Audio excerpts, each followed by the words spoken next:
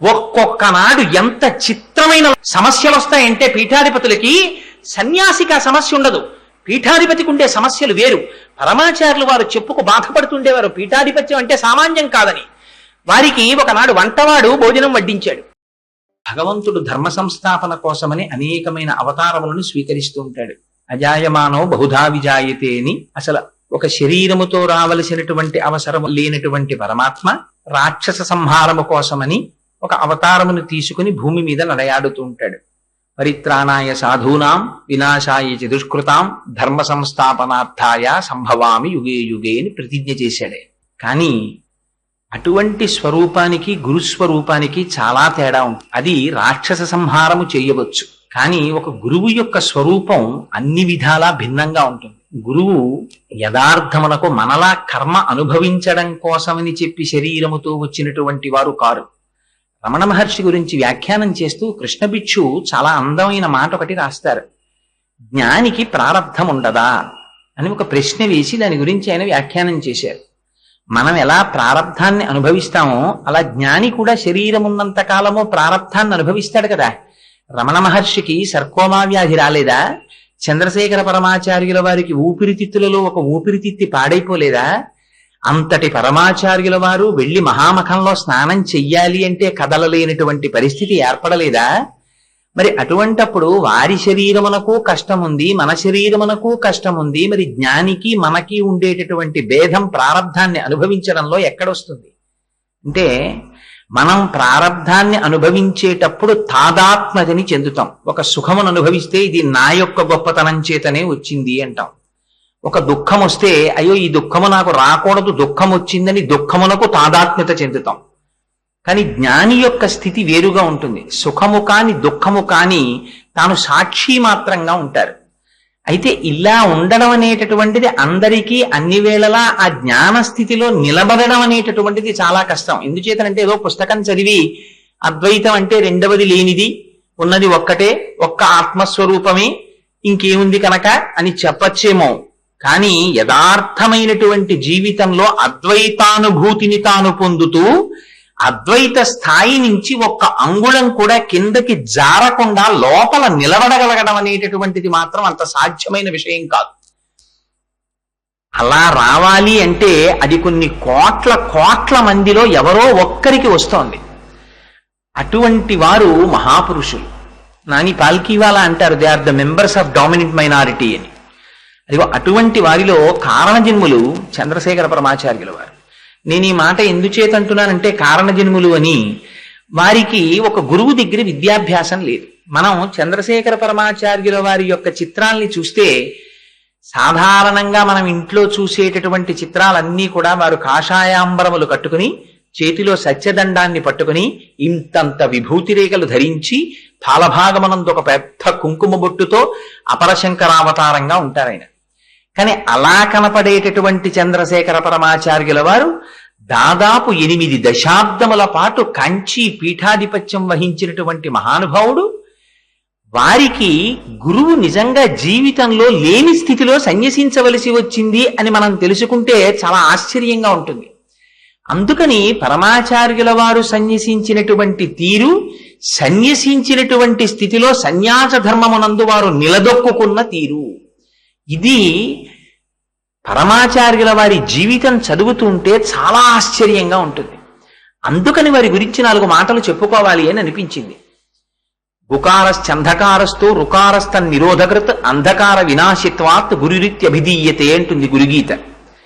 ఎవరు అజ్ఞానమును తన యొక్క వాక్పటిమ చేత లేదా వారి యొక్క అనుగ్రహము చేత తొలగించి అనేక జన్మల నుంచి మనం పొందుతున్నటువంటి ఈ శరీర సంబంధాన్ని పోగొట్టగలిగినటువంటి వాజ్జరిని కలిగి ఉండి అజ్ఞానపు తిమిరములను పోగొట్టగలడో అటువంటి వారికి మాత్రమే గురువు అని పిలుస్తారు. అటువంటి వారిలో మహానుభావులు చంద్రశేఖరులు ఒకరు. చంద్రశేఖరుల యొక్క జన్మ చాలా విచిత్రమైనటువంటి స్థితి. ఎందుచేత అంటే వారి తాతగారి పేరు గణపతి శాస్త్రి గారు. ఆ గణపతి శాస్త్రి గారికి 3 కుమారులు. 3 కుమారులలో పెద్దవారి పేరు సుబ్రహ్మణ్య శాస్త్రి గారు. ఆ సుబ్రహ్మణ్య శాస్త్రి గారికి మళ్ళీ 5 కుమారులు. కంచి పీఠంలో ఉన్నటువంటి పరంపరలోను చంద్రశేఖర పరమాచార్యుల వారి ఇంటిలోనూ ఒకే రకమైన పోలిక ఒకటి కనపడుతుంది ఒక విషయంలో. ఇక్కడ కూడా వారి తాతగారి పేరు పెద్ద కుమారుడికి పెట్టుకున్నారు. ఇది సాధారణంగా ప్రత్యేకించి కృష్ణా గోదావరి నదీ పరివాహక ప్రాంతములలో సర్వసామాన్యమైనటువంటి విషయం. తాతగారి పేరు పెట్టుకుంటూ ఉంటారు. అందుకని తాతగారి పేరైనటువంటి గణపతి శాస్త్రి గారి పేరు సుబ్రహ్మణ్య శాస్త్రి గారు తన పెద్ద కుమారుడికి పెట్టుకున్నారు. ఆ సుబ్రహ్మణ్య శాస్త్రి గారు చదువుకున్నది మెట్రికులేషన్ ఫస్ట్ క్లాస్లో పాస్ అయ్యారు. స్కూల్స్ ఇన్స్పెక్టర్గా ఆ రోజుల్లో తమిళనాడులో విల్లిపురంలో పనిచేస్తూ ఉండేవారు. ఒక కుమారుడు కుమారుడు కాడు, ఒక కన్ను కన్ను కాదు అని స్వామిమలైలో ఉన్నటువంటి స్వామినాథుడికి మొక్కుకున్నారు. స్వామి, నాకు వేరొక కుమారుణ్ణి కూడా కటాక్షించు అని. ఆ స్వామి అనుగ్రహంగా జన్మించినటువంటి రెండవ కుమారుడనేటటువంటి దీక్ష చేత రెండవ కుమారుడికి స్వామినాథుడు అని పేరుంచారు. ఇద్దరు కుమారుల తర్వాత వేరొక ముగ్గురు కుమారులు కలిగారు. వారే వరుసగా ఒకరు సాంబమూర్తి శాస్త్రి, వేరొకరు సదాశివ శాస్త్రి, వేరొకరు కృష్ణమూర్తి శాస్త్రి.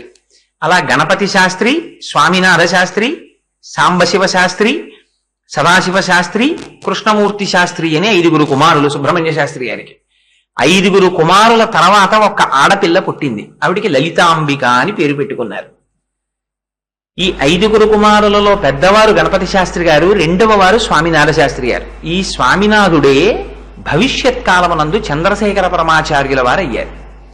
ఎంత చిత్రమైనటువంటి స్థితి అంటే, ఆ పిల్లవాడు పుట్టిన తరువాత మాటలు మాట్లాడుతుంటే మనం పంచవన్నెల చిలుక మాటలు అంటుంటాం. పంచవన్నెల చిలుక మాట్లాడితే ఎంత అందంగా ఉంటుందో అంత అందంగా మాట్లాడేవారట చిన్నప్పటి నుంచి. అలా మాట్లాడతాడు కనుక వాళ్ళది కర్ణాటక నుంచి వచ్చినటువంటి కుటుంబం కనుక కన్నడ భాషలో గిని అంటే పంచవన్నెల చిలుక అని పేరు. అందుకని గిని గిని అని పిలుచుకుంటూ ఉండేవారు ఆ పిల్లవాడిని.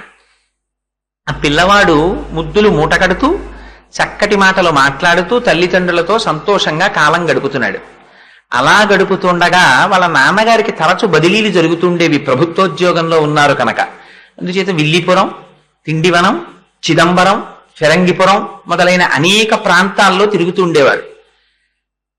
ఎవ్వరికీ జీవితంలో తటస్థించనటువంటి ఒక సంఘటన, అట్లాంటి సంఘటన జరిగినా దానిలోంచి అంతటి ప్రేరణ పొందడానికి కావలసినటువంటి అవకాశము లేనటువంటి స్థితిలో 3వ సంవత్సరంలో స్వామినాథుడి జీవితంలో ఒక మహోత్కృష్టమైన సంఘటన జరిగింది. ఒకరోజు రాత్రి తల్లిదండ్రులతో పిల్లవాడు నిద్రపోతున్నాడు. నిద్రపోతుంటే వీళ్ళు కాపరం ఉంటున్నటువంటి పక్క ఇంట్లో పెద్ద అలజడి వినపడింది. ఆ ఇంటిలో ఉంటున్న వారు ఇంటికి తాళములు వేసి ఊరు వెళ్ళారు. లోపల గిన్నెలన్నీ మూట కడుతున్నట్టుగా, గిన్నెలు మీద పడిపోతున్నట్టు, కింద పడిపోతున్నట్టు పెద్ద చప్పుడు. అయితే ఇంట్లోకి ఎవరో దొంగలు ప్రవేశించారు.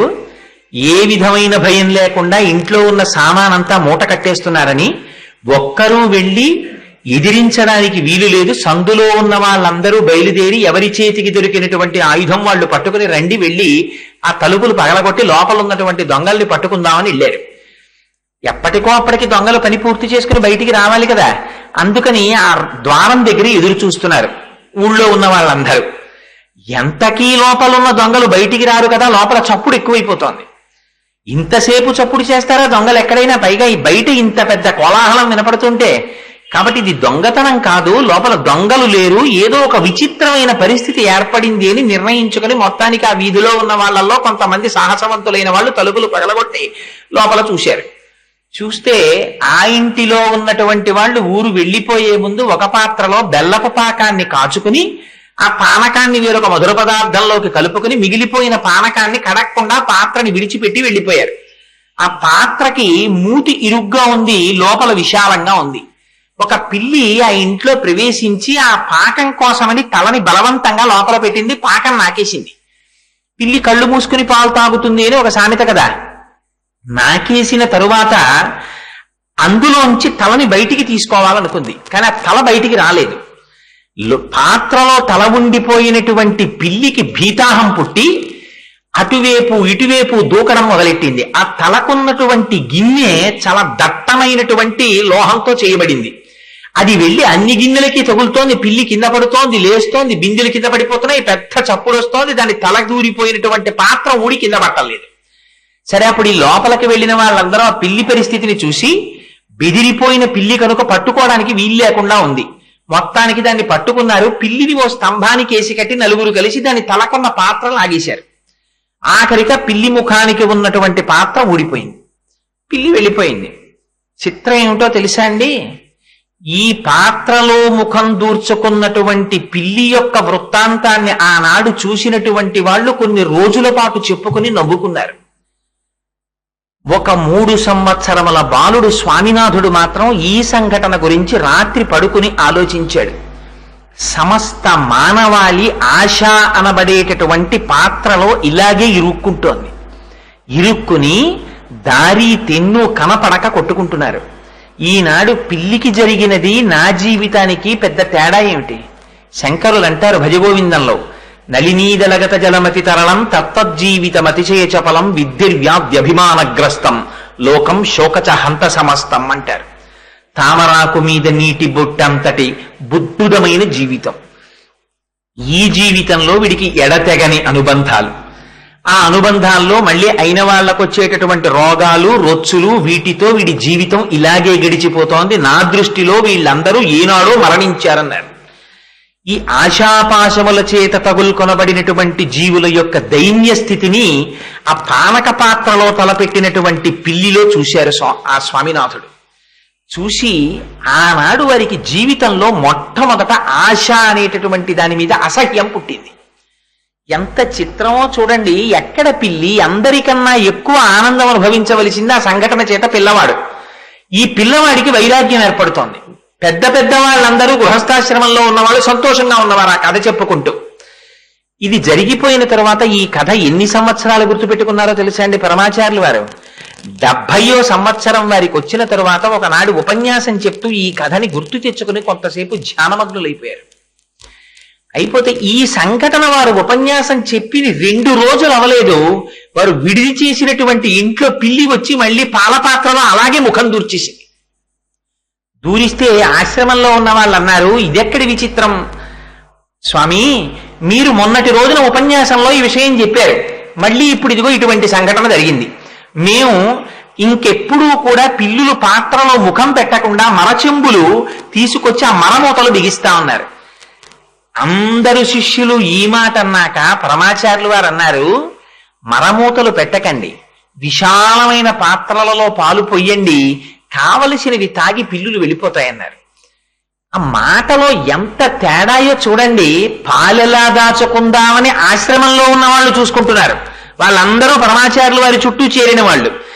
ఆశ్రమంలో చేరిపోయి ఉన్నంత మాత్రం చేత వైరాగ్య సిద్ధి కలిగిపోయినట్టు కాదు. రమణులు ఆశ్రమం స్థాపించినటువంటి కొత్తల్లో, మళ్ళీ రమణులు ఎప్పుడు ఆశ్రమం స్థాపించాలంటే ఒప్పుకునేవారు కాదు. ఆశ్రమం ఏర్పడినటువంటి కొత్తల్లో కొత్తగా వచ్చి చేరినటువంటి వారిని చూసి పాతవారికి కొంచెం అసూయగా ఉండేది. వీళ్ల ప్రాబల్యం పెరిగిపోతోందని రమణుల దగ్గరికి వెళ్ళి చాడీలు చెప్తుండేవారు. చెప్తుంటే ఒకనాడు రమణులు మధ్యాహ్న భోజనం అయిపోయిన తరువాత విడిదిలోకి వస్తున్నారు. వస్తుంటే అంతకు ముందు ఆశ్రమంలో ఉన్నటువంటి కుక్క అక్కడ పడుకునుంది. కొత్తగా ఒక కుక్క గేటు దాటి లోపలికి వస్తోంది. కొత్తగా లోపలికి వస్తున్నటువంటి కుక్కని చూసినటువంటి పాత కుక్క గభాలను నిద్రలేచి విశేషమైన వేగంతో ఎదురెళ్లి దాని మీద పడి పోరాటం చేస్తోంది. రమణులు ఒక్కసారి పాత శిష్యుల వంక కొత్త శిష్యుల వంక చూసి అన్నారు, కుక్కలు కదా, కొత్త వాటిని సహించవు, దెబ్బలాడుకుంటాయన్నారు. ఇంకా తరువాత ఆశ్రమంలో ఎప్పుడూ దెబ్బలాట జరగలేదు. మహాత్ముల యొక్క ఆలోచన, మహాత్ముల యొక్క మాటలు అంతా విశాలంగా ఉంటాయి. అందుకే మనం ఎవ్వరం ఊహించలేము మహాపురుషుల యొక్క స్థితి. ఆశ్రమంలోనే ఉండేవాడు ఒక ఆయన, కంచిపీఠంలో వంటశాలలో ఉద్యోగం చేస్తుండేవాడు. ఒక రోజున ఎవరూ చూడకుండా పట్టుకుపోదామనేటటువంటి ఉద్దేశ్యంతో ఆశ్రమంలో ఉన్న మినప్పప్పు 4 షేర్లు మూట కట్టి తలకంటే తలగడాలా పెట్టుకు పడుకున్నాడు. అందరూ పడుకుంటే మూటట్టుకు బయటికి వెళ్ళిపోదామని. ఆశ్రమంలో ఉన్నటువంటి మేస్త్రి చూసి పరమాచార్యులు వారికి చెప్పాడు, స్వామి వీడు మినప్పప్పు పట్టుకుపోతున్నాడు. పరమాచార్యులు వారు అన్నారు, ఆ దోషం వాడిది కాదు, మనది. వాడికి ఎన్నడో పీఠంలో వడలు సరిగ్గా పెట్టుండరు. అందుకని రేపటి రోజున ఈ మినప్పప్పు నానపోసి రుబ్బి అందులో జీలకర్ర కొత్తిమీరి అవి బాగా వేసి ఎక్కువ గార్లు తయారు చేసి అందరి సమక్షంలో వీడు కడుపు నిండా తినేటట్టుగా ఆ వడలు పెట్టండి, మన దోషం పోవాలి ముందన్నారు. అందరిలో కూర్చోపెట్టి వాడికి వడలు తినిపించారు. అందుకని మనం ఒక దృష్టితో చూస్తాం, వారు ఒక దృష్టితో చూస్తారు. అందుకని 3వ సంవత్సరంలోనే ఒక పిల్లి పాత్రలో తలపెడితే ఆ పిల్లవాడి యొక్క మనస్సు మీద ఆ విధమైనటువంటి ఆ వాతావరణం ఏర్పడింది. అటువంటి ప్రతిస్పందన ఆయనలోంచి వచ్చింది. అది దాటిపోయింది. 5వ సంవత్సరం వచ్చినప్పుడు పరమాచార్యుల వారి జీవితంలో ఒక విచిత్రమైన సంఘటన జరిగింది. వాళ్ళ తండ్రి గారు చిదంబరంలో ఉత్సవాలు చూడడం కోసమని వెళ్ళారు. వెడితే పిల్లవాడు కనుక ఈయన కూడా నేను ఉత్సవాలు చూడడానికి వస్తానని తండ్రితో పాటు బయలుదేరారు. బయలుదేరితే నువ్వు రావద్దన్నారు, వీలు లేదు నేను వస్తానన్నారు, ఇంట్లో బంధువులు ఉన్నారని భార్యని విడిచిపెట్టి ఆ పిల్లవాడిని తీసుకుని సుబ్రహ్మణ్య శాస్త్రి గారు చిదంబరం వెళ్ళారు. తీరా రాత్రి బ్రహ్మాండమైన ఊరిరిగింపు జరుగుతుంది స్వామికి. ఈలోగా పిల్లవాడికి నిద్ర వచ్చి పడుకున్నాడు. లేపితే ఏడుస్తాడేమో, తల్లి కూడా పక్కన లేదు కదా అని ఆ పిల్లవాడిని అలాగే విడిచిపెట్టి తండ్రి గారు చిదంబరంలో ఉత్సవాలు చూడడానికి వెళ్ళారు. ఆ సంవత్సరం ఉత్సవాలలో ఎన్నడూ లేని రీతిలో చిదంబరంలో ఘోరమైన అగ్ని ప్రమాదం జరిగింది. ఆ అగ్ని ప్రమాదం తొక్కిసలాటలో కొన్ని 100 మంది చనిపోయారు. ఎలాగో అలా తప్పించుకుని సుబ్రహ్మణ్య శాస్త్రి గారు మాత్రం స్నేహితుడి ఇల్లు చేరుకున్నారు. మరునాడు పొద్దున్న పిల్లవాడు లేచి, నాన్నగారు రాత్రి నన్ను ఎందుకు తీసుకెళ్లలేదు తిరణాలకని ఏడుస్తున్నాడు. తీసుకెళ్లకపోవడం మంచిదైందిరా, తీసుకెడితే నువ్వు నేను కలుసుకునే అవకాశం కూడా ఉండేది కాదు అని తండ్రి గారు చెబితే పిల్లవాడు నమ్మలేదు. ఎత్తుకుని రైలు ఎక్కి తిరిగి వచ్చేశారు. ఆశ్చర్యకరమైన సంఘటన, అదే రోజు రాత్రి మహాలక్ష్మమ్మ గారికి అంటే సుబ్రహ్మణ్య శాస్త్రి గారి భార్యకి రాత్రి కలలో చిదంబరంలో అగ్ని ప్రమాదం జరిగినట్టు కలొచ్చింది. తెల్లవారే వరకు ఆవిడ స్వామి నామం చెప్పుకుంటూ పడుకుని లేచి, నిజంగా పిల్లవాడికి ఏం ఉపద్రవం రాలేదు కదా అని బెంగ పెట్టుకుంటున్నారు. పెరుగు తెచ్చేటటువంటి అమ్మి ఎదురొచ్చి, నిన్న రాత్రి చిదంబరంలో బ్రహ్మాండమైన అగ్ని ప్రమాదం జరిగిందట, కొన్ని 100 మంది మరణించారని చెప్పింది. అయ్యో గినికి ఏ ప్రమాదం వచ్చిందో అని తల్లిగారు బెంగ పెట్టుకుంటున్నారు. సుబ్రహ్మణ్య శాస్త్రి గారు పిల్లవాడిని చంకలో పెట్టుకుని రైలు దిగి నడిచి ఇంటికి వస్తున్నారు. చూసి ఆ రోజున మహాలక్ష్మమ్మ గారు అన్నారు, ఇక నా జీవితంలో నిన్ను విడిచిపెట్టాను, నీ తండ్రితో కూడా నిన్ను పంపించాను, నిన్ను విడిచి నేను ఉండలేను అన్నారు. ఈ మాట అన్న మహాలక్ష్మమ్మ గారు తానే తీసుకుని వెళ్ళి అనుకోకుండా పిల్లవాడిని కంచిపీఠంలో సన్యాసాశ్రమానికి అప్పగించి రావలసి వచ్చింది. భగవంతుని యొక్క నిర్ణయాలు ఎంత విచిత్రంగా ఉంటాయో చూడండి. ఇంటికి వచ్చారు. వారు అరుగు మీద కూర్చుని చెవులకి బంగారపు ఆభరణాలు ఉండేవి. పరమాచార్యులు వారికి చిన్నతనంలో స్వామినాథుడనేటటువంటి పూర్వాశ్రమ నామంతో ఉండగా పున్నుస్వామి అని పేరు పెట్టుకున్నటువంటి ఒక అగంతకుడు వచ్చి, నీ చెవులకు ఉన్నటువంటి ఆభరణములకు మెరుగు పెట్టాలి, నాకు తీసి ఇమ్మన్నాడు. అంటే అయ్యో మా అమ్మగారు కూడా వీటికి మెరుగు పెట్టించాలనుకుంటున్నారు, వీటికి మరమ్మత్తులు కూడా చేసి మెరుగు కూడా పెట్టి పట్టరమ్మని ఆ చెవులకున్న ఆభరణములను తీసి ఆ పొన్నుస్వామికి ఇచ్చారు. తమిళంలో పొన్ను అంటే బంగారం. తీసి ఆయన చేతిలో పెట్టి ఎంతో సంతోషంగా ఇంట్లోకి వెళ్ళి అమ్మని పిలిచి, అమ్మా అమ్మా నా చెవిపోగులు ఎప్పటి నుంచో నువ్వు మరమ్మత్తు చేయించి మెరుగు పెట్టించాలనుకుంటున్నావు కదా, నా చెవిపోగులు తీసి పొన్నుస్వామికి ఇచ్చాను అన్నారు. ఎవర్రా పొన్నుస్వామి అంటే, అదేనమ్మా చెవికమ్మలు మెరుగు పెట్టేవాడు అన్నారు. చెవికమ్మలు మెరుగు పెట్టేటటువంటి వాడిగా వచ్చి పొన్నుస్వామి ఆనాడు బంగారం తీసుకెళ్లిపోతే ఆ పాప పరిహారం కోసమని పరమాచార్యుల వారికి ఎన్ని కనకాభిషేకాలు చేయించిందో అమ్మ. చిన్నతనంలో తన చెవికమ్మలు తీసి అమాయకంగా ఇచ్చినటువంటి పరమాచార్యుల వారు తరువాతి కాలంలో జంబుకేశ్వరంలో అఖిలాండేశ్వరి అమ్మవారి చెవి తాటంకములను పునఃప్రతిష్టలు చేసేటప్పుడు మహానుభావుడు ఎంత గొప్ప గొప్ప దీక్షలు చేపట్టారు. అలా చెవి ఆభరణములను పోగొట్టుకున్నారు చిన్నతనంలో. ఎన్నడూ ఆయనకి సన్యసించాలనేటటువంటి కోరికే లేదు. అలా జీవితం నడుస్తున్నటువంటి రోజులలో వారు మిషనరీ స్కూల్లో చదువుకునేవారు. పైగా వారికి చిన్నతనంలో బైబిల్ కంఠస్థం. అలా చదువుకుంటున్నటువంటి రోజుల్లో అందరికన్నా బాగా చదివేవారు. ఒకనాడు ఇన్స్పెక్టర్ ఆఫ్ స్కూల్స్ ఆ పాఠశాలని తనిఖీ చేయడానికి వచ్చాడు. పరమాచార్యుల వారి అంటే పరమాచార్యుల వారు అనగా పూర్వాశ్రమ నామం స్వామినాథుడనే పేరుతో ఉండగా ఆ పిల్లవాడిని పిలిచి 1వ క్లాసు పాఠ్య పుస్తకాన్ని చదవమన్నారు. ఏదో 10వ క్లాస్ పిల్లాడు చదివినట్టు గడగడా చదివారు. అది చూసి ఆశ్చర్యపోయి ఆ ఇన్స్పెక్టర్ గారు 2వ క్లాస్ పుస్తకం తెప్పించారు. దాన్ని కూడా గడగడా చదువుతూ స్పష్టంగా అర్థం కూడా విడమరిచి చెప్పారు. ఆశ్చర్యపోయి 3వ క్లాస్ పుస్తకం తెప్పించారు. ఆ పుస్తకాన్ని కూడా గడగడా చదువుతూ విస్పష్టంగా అర్థాలన్నింటినీ చెప్పారు. ఆశ్చర్యపోయిన ఇన్స్పెక్టర్ గారు ఈ పిల్లాడు 1వ క్లాసులో ఎందుకని 3వ క్లాసులో వేసేశారు. తండ్రి గారికి ఎటువంటి విచిత్ర సంకల్పం కలిగిందంటే ఇన్ని ఊళ్ళు తిరగడంలో పిల్లవాడికి సరిగ్గా చదువు రావట్లేదని ఇంగ్లీష్ చదువు మాన్పించి సంగీతంలో ప్రవేశపెట్టారు పిల్లవాడిని. కొన్నాళ్ళు సంగీతం నేర్చుకున్నారు. ఇలా జరుగుతుండగా 8వ సంవత్సరంలో ఆ గినికి ఉపనయనం చేశారు. ఆ ఉపనయనం చేస్తున్నటువంటి సందర్భంలోనే కంచి పీఠానికి 66వ పీఠాధిపతి పేరు 64వ పీఠాధిపతి పేరు కూడా చంద్రశేఖర పరమాచార్యుల వారి. ఆ చంద్రశేఖరేంద్ర సరస్వతి స్వామి వారు అక్కడ దగ్గర ఉన్నటువంటి ప్రాంతములలో పర్యటిస్తుండగా వారికి కబురు చేశారు. ఇలా మా అబ్బాయికి ఉపనయనం జరుగుతోంది అన్న కబురు పంపిస్తే ఆయన మంత్రాక్షతలని పంపించారు. ఆ మంత్రాక్షతలు పిల్లవాడికి ఆశీపూర్వకంగా శిరస్సును ఉంచారు. 8వ సంవత్సరంలో ఉపనయనము జరపబడినటువంటి పిల్లవాడు ప్రతిరోజు సంధ్యావందనం చేసేవారు. చిన్నతనంలో స్వామినాథుడు కోటు వేసుకునేవారు. కోటు వేసుకుని ఏటిగట్టుకు వెళ్ళి ఆడుకుని ఇంకా అసుర సంధ్య వేళ అయిపోతోంది అనగానే ఆ కోటు చొక్కా వేసుకున్నటువంటి నిక్కరు విప్పి అవతల పారేసి గభాలన ఏట్లో దూకేవారు. దూకి స్నానం చేసి పిల్లలందరూ కూర్చుని సంధ్యావందనం చేసేవారు. చేసి ఇంకా బాగా చీకటి పడే వరకు ఆడుకుని మళ్ళీ కోటు వేసుకుని ఇంటికి వచ్చేవారు. ఒకనాడు వాళ్ళ అన్నగారికి కోపం వచ్చి, ఎరా మన వంశంలో ఇంతకు ముందు వాళ్ళందరూ వేదం చదువుకున్నారు, మనం వేదం చదువుకోవడం లేదు, కనీసం సంధ్యావందనం కూడా చేయడం మానేశావా అన్నారు. అంటే నన్ను తప్పు పట్టకు, నేను సాయంకాలం అయ్యేటప్పటికి వేళ మీరిపోకుండా ఏటిలో స్నానం చేసి సంధ్యావందనం చేస్తున్నాను, నువ్వు నన్ను నిష్కారణంగా నిందిస్తున్నావు అన్నారు. సంస్కృతిలో ఎంత తేడాయో చూడండి. ఇవాళ చిన్న చిన్న పిల్లల్ని కూడా కూర్చోబెట్టుకుని పెద్దవాళ్ళు నాన్న సారీ నాన్న, ఏమనుకోకు నాన్న, సారీ నాన్న అని బతిమాలుతుంటారు. చిన్న పిల్లవాడి దగ్గరికి వెళ్ళి పెద్దవాళ్ళు సారీ చెప్పడం అన్నది మన సంస్కృతిలో లేదు. అలా చెప్పకూడదు. పిల్లవాడు సంధ్యావందనం చేసినా కూడా అధిక్షేపించానని అన్నగారు గణపతి శాస్త్రి గారు పూజామందిరంలోకి వెళ్ళి లెంపలేసుకుని నమస్కారం చేశారు.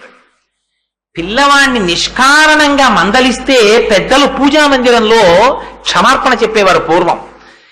అంత గొప్ప సంప్రదాయం కలిగినటువంటి కుటుంబం ఆ కుటుంబం. అమ్మగారి మడి అసలు నిప్పులు కూడా కలిగేవారు ఆవిడ, అంత మడి.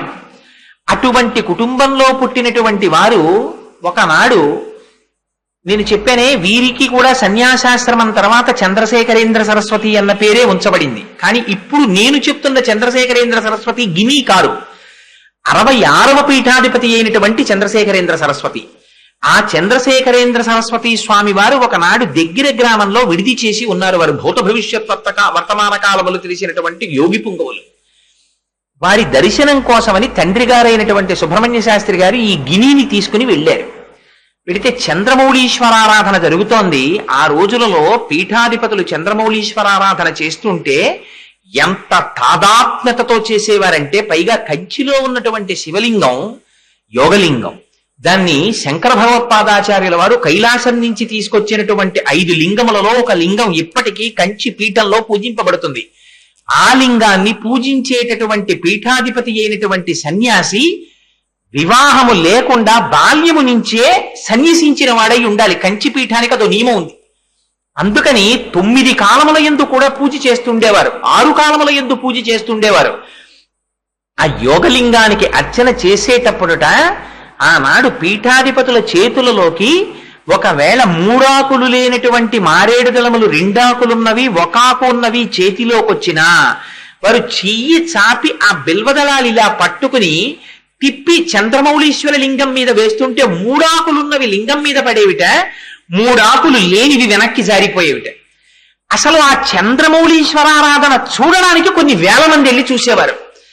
వారు ఆరాధన చేసిన తర్వాత అమ్మవారి వంక చూసి కన్నుల వెంట నీరు కారుస్తూ తాదాత్మ్యత చెందుతూ అలా ఉండిపోయేవారు. అసలు ఆ చంద్రమౌళీశ్వరారాధన జరుగుతుండగా పీఠాధిపతులలో వచ్చేటటువంటి వర్చస్సులో ఉన్న మార్పు చూడడానికి తండోపతండాలుగా వెళ్ళి చూసేవారు. అంత గొప్పగా ఉండేది ఆ పీఠాధిపతులు, వాళ్ళ నియమాలంటే ఆ రోజుల్లో. అందుకని అదిగో అలాంటి శక్తి కలిగినటువంటి చంద్రశేఖరేంద్ర సరస్వతి స్వామివారు దగ్గరగా ఉన్నటువంటి ఒక గ్రామంలో చంద్రమౌళీశ్వరారాధన చేస్తుంటే దాన్ని చూడడం కోసమని సుబ్రహ్మణ్య శాస్త్రి గారు తన కుమారుడైన గినితో కలిసి బయలుదేరి వెళ్ళారు. వెడితే చిత్రం ఏమిటంటే కొన్ని వేల మంది కూర్చుని ఉన్నారు.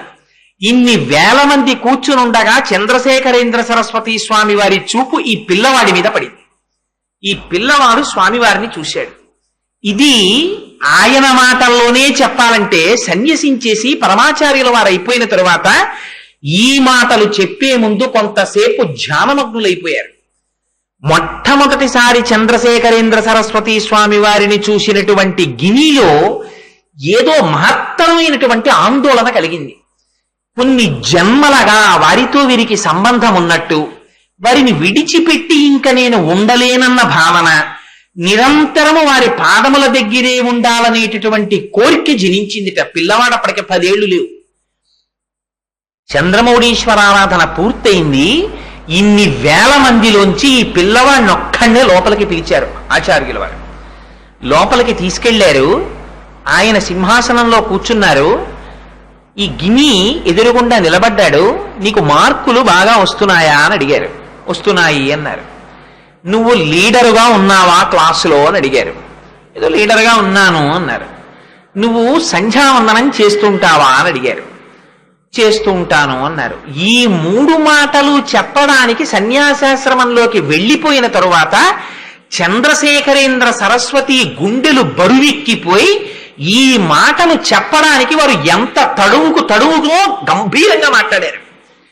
ఎందుకు అలా మాట్లాడవలసి వచ్చింది అని ఆ 3 ప్రశ్నలు ఎందుకు పరమాచార్యులు వారి జీవితాన్ని తదనంతర కాలంలో మార్చాయి అన్నదానికి సభలో ఉన్న పండితులు అనేక అర్థాలు చెప్పారు. చెప్తే పరమాచార్యులు వారు అన్ని వినన్నారు. మీరు మహాపండితులు, ప్రతి చిన్నదానికి పెద్ద పెద్ద అర్థాలు తీయగలిగిన వారు, ఏమో అందుకన్నారో అనలేదో అన్నారంతే. అంతరార్థాన్ని మాత్రం వారి ముఖత వారు చెప్పలేదు. ఒక అవ్యాజమైనటువంటి ఆనందాన్ని పొందారు. తండ్రి గారిని పిలిచి ఒక చిత్రమైన మాట చెప్పారు చంద్రశేఖరేంద్ర సరస్వతి స్వామి వారు. ఈ పిల్లవాణ్ణి నీతో తీసుకురాకపోయినా పిల్లవాడిని ఒక్కడిని ఆశ్రమానికి పంపిస్తుండు. పిల్లవాడికి ఎన్నేళ్ళండి? 10 ఏళ్ల లోపు. ఆశ్రమాలకు ఎవరెడతారు? ఇవాల్టి రోజుల్లో అయితే అసలు ఉపన్యాసానికి వెళ్ళాలంటేనే ఇప్పుడు ఎందుకండి ఉపన్యాసాలు అంటారు. ఇంకా ఆశ్రమానికి వెళ్ళాలంటే ఎంత వయస్సు ఉంటే వెళ్ళాలి. అలాంటి రోజులలో 10 ఏళ్ల లోపు పిల్లవాడిని పక్కన తల్లి తండ్రి లేకపోయినా తరచూ ఆశ్రమానికి పంపించమని చంద్రశేఖరేంద్ర సరస్వతి స్వామి వారు అడిగారు. సుబ్రహ్మణ్య శాస్త్రి గారు పంపించేవారు. ఈయన రోజు అస్తస్తమానం వెడుతుండేవారు, ఆశ్రమంలో కూర్చుంటూ ఉండేవారు. విచిత్రం ఏమిటంటే ఒకానొక నాడు కొన్ని వేల మంది సభలో ఉన్నారు. ఆనాడు మేనా ఎక్కి వెళ్ళిపోతున్నారు చంద్రశేఖరేంద్ర సరస్వతి స్వామి వారి చాతుర్మాస్య దీక్ష కోసమని. వెళ్ళిపోతూ కొన్ని వేల మందిలో ఎక్కడో నిలబడి నమస్కారం చేస్తూ ఉన్నటువంటి ఈ గిని అనబడేటటువంటి పిల్లవాడి వంక తీవ్రమైనటువంటి చూపు ఒకటి చూశారు. పరమాచార్యుల వారు ఎప్పటికీ ఆ చూపు గురించి చెప్తూ ఒక మాట చెప్పేవారు. పరమాచార్యుల వారంటే ఎంత మహాపురుషుడంటే, మన అదృష్టం నా దురదృష్టం ఏమిటంటే నేను చంద్రశేఖరేంద్ర సరస్వతి స్వామి వారి దర్శనం చెయ్యలేకపోయాను. నాకు అప్పుడు తెలియదు వారంత గొప్పవారని. కానీ వారు ఉండగా పుట్టి బుద్ధిరిగి పెద్దవాణ్ణి అయిన వాణ్ణి. కానీ ఎందుకనో ఈ జన్మలో నాకు ఆ అదృష్టం కలగలేదు. వారు ఉపాధిలో ఉండి కదలాడుతుండగా నేను వారి దర్శనం చేసుకోలేకపోయాను. కానీ ఎందరో వారి దర్శనం చేసి ఆనందం అనుభవించారు. ఆ పరమాచార్యుల వారు ఏదైనా ఒక విషయం మీద మాట్లాడవలసి వస్తే పుస్తకాలు చదవడం అవి చేసేవారు కాదు. ఇప్పటికీ పరమాచార్యుల వారితో సన్నిహిత సంబంధాలు కలిగినటువంటి పెద్దలు, వృద్ధులైపోయినటువంటి వారు కొంతమంది నాకు తెలుసు. వారు పరమాచార్యుల వారి గురించి చెప్తూ ఉంటారు. ఎప్పుడైనా ఒక శ్లోకానికి వ్యాఖ్యానం చెప్పవలసి వస్తే పరమాచార్యుల వారి ఉపన్యాసాలు కూడా, వారి అనుగ్రహ భాషణాలు కూడా చాలా చిత్రంగా ఉండేవి. నాకు ఇందాక నాతో తిమ్మాజీరావు గారు మాట్లాడుతుంటే పరమాచార్యుల వారే స్ఫురించారు. ఒకనాడు సభలో వేదము అన్న మాట గురించి మాట్లాడవలసి వచ్చింది. అది ధారావాహిక అనుగ్రహ భాషణం చేశారు పరమాచార్యుల వారు. వేదము గురించి, వేదము 3, వేదము 4, వేదం అంటే ఏంటి, వేదంలో ఏం చెప్పారు, ఋగ్వేదం ఏంటి, యజుర్వేదం ఏంటి, సామవేదమేమి, అధర్వణ వేదమేమి, ఆ వేదములో ఏ ఋషులు చెప్పారు, ఎందుకు ఆ పేర్లు వచ్చాయి, ఆ పేర్లు పెట్టడం వెనక రహస్యం ఏమిటి, పరమాచార్యుల వారు చెప్తుంటే చిత్రం ఏమిటో తెలుసా అండి? మళ్ళీ ఇలా చెప్పగలిగినటువంటి వాడు మనకి దొరుకుతాడా అని ప్రపంచ వ్యాప్తంగా 150 భాషలలోకి మరునాడు అనువదింపబడేది ఆయన ఉపన్యాసం. వాషింగ్టన్ పోస్టుతో సహా అన్ని పేపర్లలో పడితే ప్రపంచవ్యాప్తంగా చదివి పరమాచార్యులు వారి దర్శనానికి across the length and breadth of the globe వచ్చి వారి దర్శనం చేసుకుని వేదం గురించి, ఉపనిషత్తు గురించి, ఈ కర్మభూమి గురించి, గీత గురించి దాసోహం అయిపోయారు అందరూ. అది పరమాచార్యుల వారి శక్తి అంటే. వారు ఒక్క శ్లోకానికి సుధా సింధోర్ మధ్యే సురబెటపి వాటి పరివృతే. ఈ మధ్య కాలంలో నేను పంచరత్న స్తోత్రానికి వ్యాఖ్యానం చేస్తుంటే వారితో కలిసి కొన్నాళ్ళు ఆయనతో పాటుగా ఆయన యొక్క సంచారంలో వెళ్లే అదృష్టాన్ని పొందినటువంటి ఒక మహాపురుషుడు నాతో ఒక మాట అన్నారు. కోటేశ్వరరావు గారు ఒకసారి అమలాపురం వచ్చారండి పరమాచార్యులు వారు. వారి దగ్గరికి వెళ్ళి పండితులు కూర్చుని మాట్లాడుతూ, స్వామి ఇవాళ మీ ముఖతః శ్లోకానికి వ్యాఖ్యానం వినాలనుంది, ఆ శ్లోకానికి వ్యాఖ్యానం చేసి మమ్మల్ని అనుగ్రహించరా అని అడిగారట వేదిక ఎక్కుతుంటే. వారు వేదిక ఎక్కి కూర్చుని సుధా సింధోర్ మధ్యే సురబిటపి వాటి పరివృతే అని కళ్ళు మూసుకుని ఒక 10 నిమిషాలు ధ్యానం చేసేవారట. చేసి మాట్లాడితే ఆని ముత్యాల మాటలు, ఎక్కడ స్పష్టతకి లోటు ఉండదు. ఎంత చిత్రమో తెలుసా అండి. భవన్స్ వాళ్ళ ఈ జాతికి చేసిన ఉపకారం, చంద్రశేఖర పరమాచార్యుల వారు చేసినటువంటి అనుగ్రహ భాషణాలను అన్నింటినీ వారు ఇన్స్టింక్ట్ గా ఇంగ్లీష్ లోకి తర్జుమా చేస్తే తర్వాత అవి ప్రపంచ భాషలన్నింటిలోకి అనువదింపబడ్డాయి వారు చేసిన అనుగ్రహ భాషణాలు. సరస్వతీదేవి వారి నాలుక మీద నడయాడేది. ఒకనాడు సభలో పరమాచార్యులు వారు ఒప్పుకున్నారు. కంచి కామాక్షి అమ్మవారితో ఎదురెదురు కూర్చుని మాట్లాడేవారు పరమాచార్యులు వారు. అది వారి స్థితి. అటువంటి మహాపురుషుడు కనుక ఆ పరమాచార్యుల వారు ఎంత చిత్రమైన స్థితి అంటే, అన్ని వేల మందిలో నించున్నటువంటి పిల్లవాడి వంక చంద్రశేఖరేంద్ర సరస్వతి ఒక గొప్ప చూపు చూశారు. ఆ చూపుకి అర్థాన్ని నేను ఎన్నటికీ చెప్పలేను, అది చెప్పడానికి నాకు మాటలు చాలవని చెప్పుకున్నారు పరమాచార్యుల వారు. ఇన్ని శ్లోకాలకి వ్యాఖ్యానాలు చెప్పిన వారు ఎక్కడెక్కడో ఎక్కడా లేనటువంటి అర్థాలతో కూడినటువంటి వ్యాఖ్యానాన్ని తయారు చేసుకున్నామన్నటువంటి మహాపురుషులు పరమాచార్యుల వారి దగ్గరికి వెడితే వారు పుస్తకం పట్టుకుని దగ్గరికి వస్తే ఎందుకు వచ్చారో కూడా చూడకముందే పరమాచార్యుల వారు అనేవారు, మీరు ఈ శ్లోకానికి ఇలా వ్యాఖ్యానం చెప్దామని తయారు చేసుకుని వచ్చినట్టున్నారు, కానీ మీరు ఫలానా పుస్తకం ఒకటి తాళపత్ర గ్రంథం ఉంది, అందులో 87వ పుటలో ఉన్నటువంటి 3వ పారాగ్రాఫ్ ఒకసారి చదువుకు రండి అనేవారు. తంజావూరు సరస్వతి లైబ్రరీకి వెళ్ళి ఆ భాండాగారంలోంచి తాళపత్ర గ్రంథం తీసి ఆ పేజీలో 3వ శ్లోకాన్ని చదివితే ఆ 3వ శ్లోకానికి ఉన్నటువంటి వ్యాఖ్యానాన్ని అప్పటికి కొన్ని వందల సంవత్సరాల క్రితం వీరికి వచ్చినటువంటి భావాన్ని పూర్వం కొంతమంది మహానుభావులు వ్యాఖ్యానంగా చేసేసి ఉన్నారు. ఎక్కడ తెలిసేదో, వచ్చిన వారు ఎందుకు వచ్చారో ఎలా తెలిసేదో తెలియదు. అటువంటి స్థితిని పొందిన మహాపురుషుడు ఆనాడు చంద్రశేఖరేంద్ర సరస్వతి నన్ను చూసినటువంటి చూపులకు అర్థాన్ని నేను చెప్పలేను, నాకు భాష చాలదన్నారు. అంటే మహాపురుషుల యొక్క దృక్కులు ఎలా ఉంటాయో చూడండి. అందుకని అమ్మవారికి మీనాక్షి అని పేరు. చూపులతో పోషించేస్తుంది తల్లి. అదిగో ఆ కామాక్షి అమ్మవారిని అర్చించి అర్చించి ఆ స్థితిని పొందారు కంచిపీఠంలో ఎందరో ఆచార్యులు. అందుచేత అదిగో ఆ పిల్లవాడిని అలా చూశారు. ఆనాటి నుంచి మరి ఏం మార్పు వచ్చేసిందో తెలియదు. ఇంట్లో చెప్పకుండా కూడా తెల్లవారుజామున 4 గంటలకు లేచి తెలుసున్న స్నేహితుడిని లేపుకుని వెళ్ళిపోతుండేవారు ఆ పీఠానికి. వెళ్ళిపోతే ఇంతమందిలో ఆ పిల్లాడు పరిగెత్తుకుంటూ పొద్దున్న ఇంటి రాగానే 2-3 గంటలు ప్రయాణం చేసి చూసినటువంటి ఆచార్యులు పొంగిపోయి పిల్లాడిని దగ్గర కూర్చోపెట్టుకుని అతనితో మాట్లాడుతుండేవారు. పోనప్పటికి గిని వేదం చదువుకున్నారా? వేదం చదువుకోలేదు. పోనీ ఉపనిషత్తులు ఏమైనా చదువుకున్నారా? చదువుకోలేదు. పోనీ ఏమైనా పంచనాటకాలు చెప్పుకున్నారా? ఏమీ చెప్పుకోలేదు.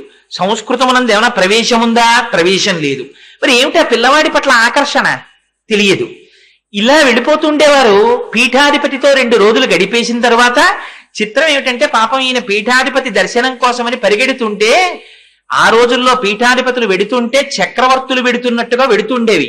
ఏనుగులు, ఒంటెలు, గుర్రాలు, రథాలు, పెద్ద పరివారం, ఇంతమంది వెళ్ళేవారు. పాపం నడవలేక ఒకనాడు గిని వెళ్ళి నన్ను గుర్రబండి ఎక్కించుకోమని అడిగారు. కార్వార్ అని పీఠానికి వెళ్ళేటటువంటి పరివారానికి అధిపతి ఉంటారు. అడిగితే ఆయన అన్నారు, శ్రీపీఠపు పరివారములకు తప్ప గుర్రపు బండ్లు వేరొకరికి ఉపయోగించడానికి వీల్లేదు, నిన్ను ఎక్కించుకోమన్నారు. 11 ఏళ్ల పిల్లాడు కాలినడకన పరిగెత్తుకుంటూ అక్కడికి వెడితే ఆ విడిది చేసినటువంటి స్వామివారు చూసి పొంగిపోయి కార్వారిని పిలిచి గుర్రపు బండి ఎక్కించి 2 రోజుల తర్వాత ఇంటికి పంపించారు ఆ పిల్లాడిని. అలా పీఠాధిపతితో ఏదో తెలియనటువంటి గొప్ప అనుబంధం ఏర్పడిపోయింది. ఇలా ఏర్పడినటువంటి కొన్నాళ్ల తర్వాత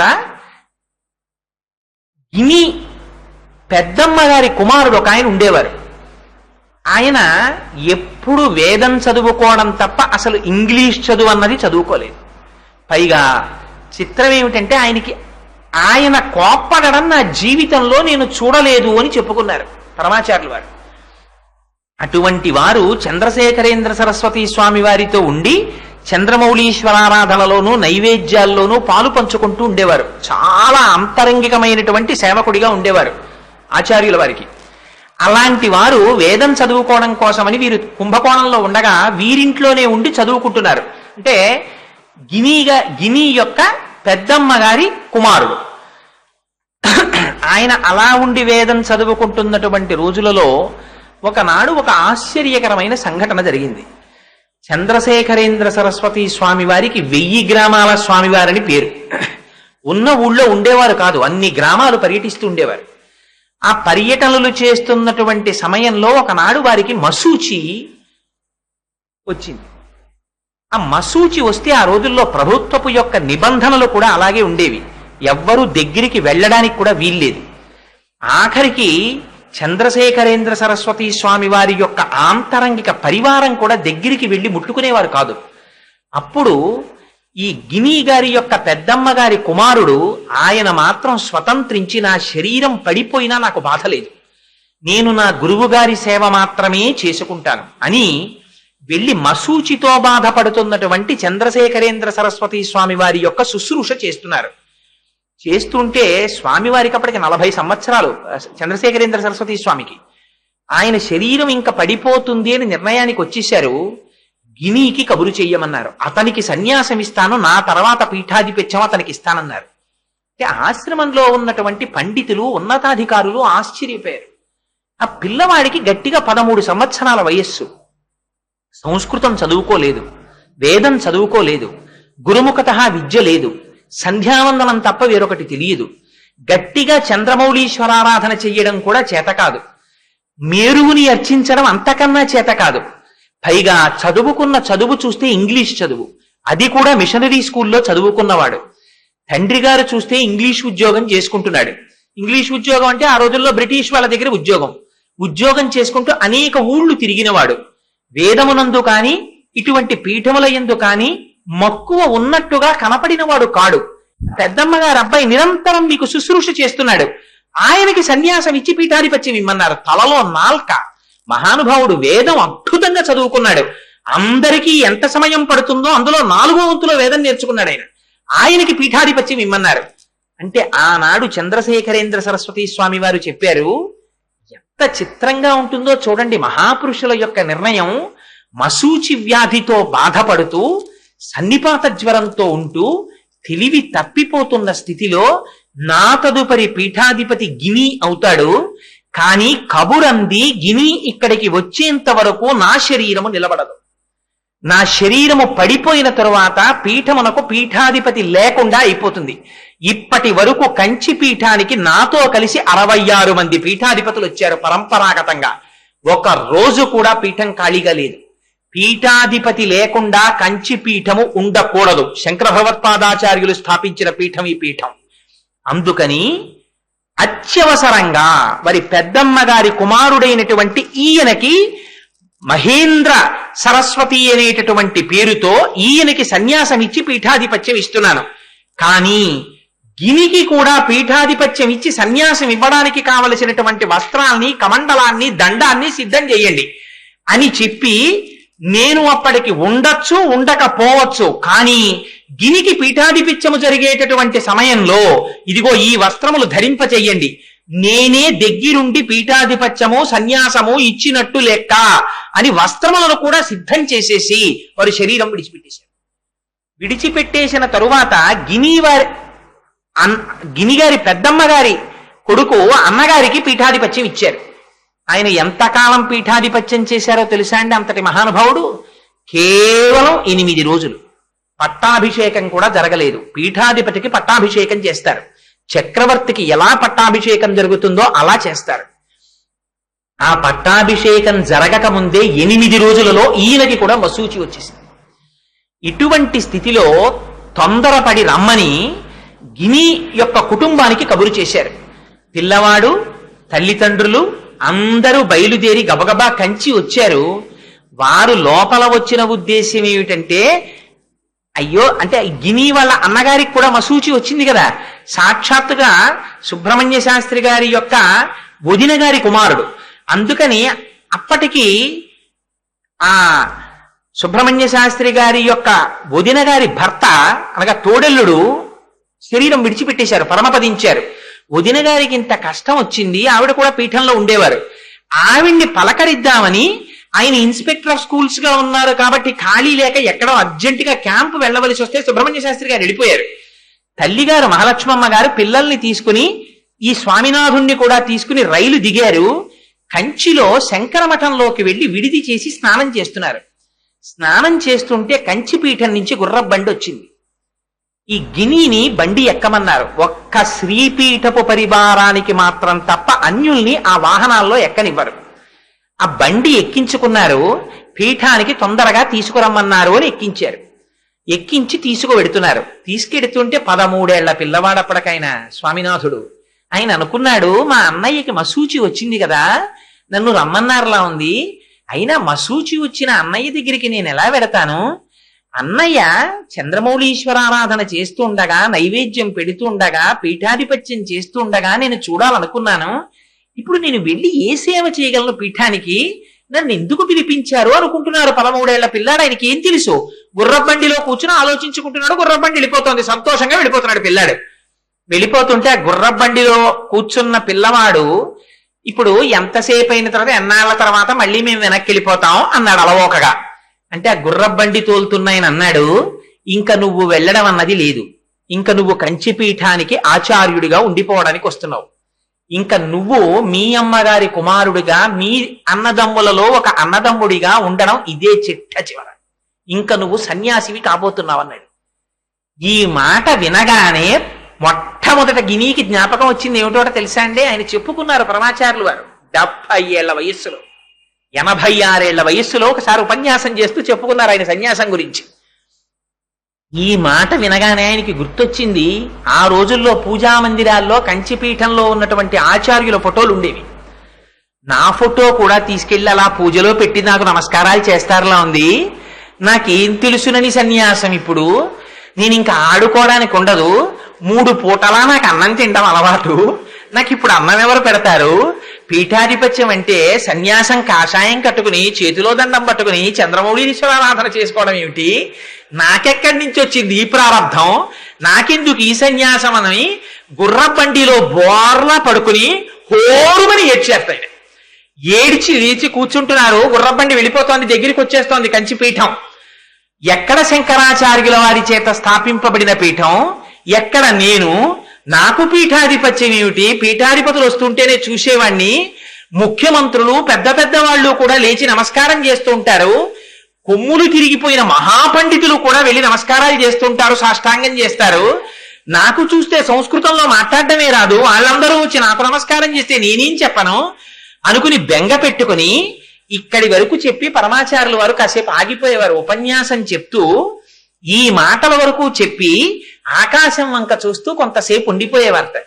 నిజంగా ఈ మధ్య కాలంలో పుట్టి పెరిగినటువంటి ఒక మహాపురుషుడి జీవితం చూడండి ఎంత ఆశ్చర్యమో. ఏం చెయ్యాలో వారికి అర్థం కాలేదుట. రామనామం చేసుకుంటూ కూర్చున్నారట. ఏది ఎలా జరిగితే అలా జరుగుతుంది. శ్రీరామ శ్రీరామ శ్రీరామ శ్రీరామ శ్రీరామ శ్రీరామ అనుకుంటూ కూర్చున్నారు. కంచిపీఠం వచ్చేసింది. బండిలోంచి దింపేశారు. రా రా రా రా తొందరగా రావాలి, అవతల మీ అన్నగారికి మసూచి వచ్చేసింది, జ్వరం వచ్చేసింది, ఆయన శరీరం విడిచిపెట్టేసేటట్టు ఉన్నారన్నారు. గబగబా లోపలికి తీసుకెళ్లారు. ఎక్కడ ఏం జరుగుతోందో ఆయనకి ఏం తెలియదు. ఏం జరుగుతోందో ఒక్క పిల్లవాడు బెంగ పెట్టుకుని అలా ఓ మూల నిలబడ్డాడు. నిలబడితే వాళ్ళ నాన్నగారితో అర్జెంటుగా తంతితో మాట్లాడారు. ఆ రోజుల్లో టెలిగ్రాములు కదా. టెలిగ్రామ్ ఇచ్చి ఇలాది చంద్రశేఖరేంద్ర సరస్వతి స్వామి వారి కోరిక, మీ అబ్బాయికి పీఠాధిపత్యం ఇస్తున్నామని. తండ్రి గారు అక్కడి నుంచే తంతిలో సమాధానం ఇచ్చారు. అదే పరమేశ్వర నిర్ణయం అయితే నేను చెయ్యగలిగింది లేదు, అలాగే చెయ్యమని. ఎంత చిత్రం అంటే అసలు ఆ పిల్లవాడు ఆడుకుంటున్న రోజుల్లోనే ఒక విచిత్రం జరిగింది. ఈ పిల్లవాడు అస్తమానం పీఠాలకు వెళ్ళిపోతున్నాడు ఏమిటని వెంకటరామయ్య గారని సుబ్రహ్మణ్య శాస్త్రి గారికి స్నేహితుడు ఉండేవాడు. ఆయన ఇంటికి వెళ్ళి, ఒరే నువ్వు జాతకాలు బాగా చూస్తావు కదా, ఓసారి మా అబ్బాయి జాతకం చూడరా అని ఆయన ఇంటికి తీసుకొచ్చారు. తీసుకొచ్చి జాతకం చూపిస్తే ఆయన జాతకం అంతా చూసి, ఒరే ఏమి జాతకం రా, ఈ పిల్లవాడి పాదాల ముందు ప్రపంచం అంతా మోకరిల్లుతుందిరా రాబో కాలంలో, ఆ పిల్లాండి కాళ్ళు బాగా కడుక్కుని ఒకసారి రమ్మను అన్నారు. మామయ్య మామయ్య అనేవాడు వెంకటరామయ్య గారిని గిని. కాళ్ళు కడుక్కుని వచ్చి ఓ ఎత్తు బల్ల మీద కూర్చోరా అన్నారు. కూర్చున్నారు. కూర్చున్న తర్వాత ఆ కాళ్ళు పైకెత్తి చూశారు.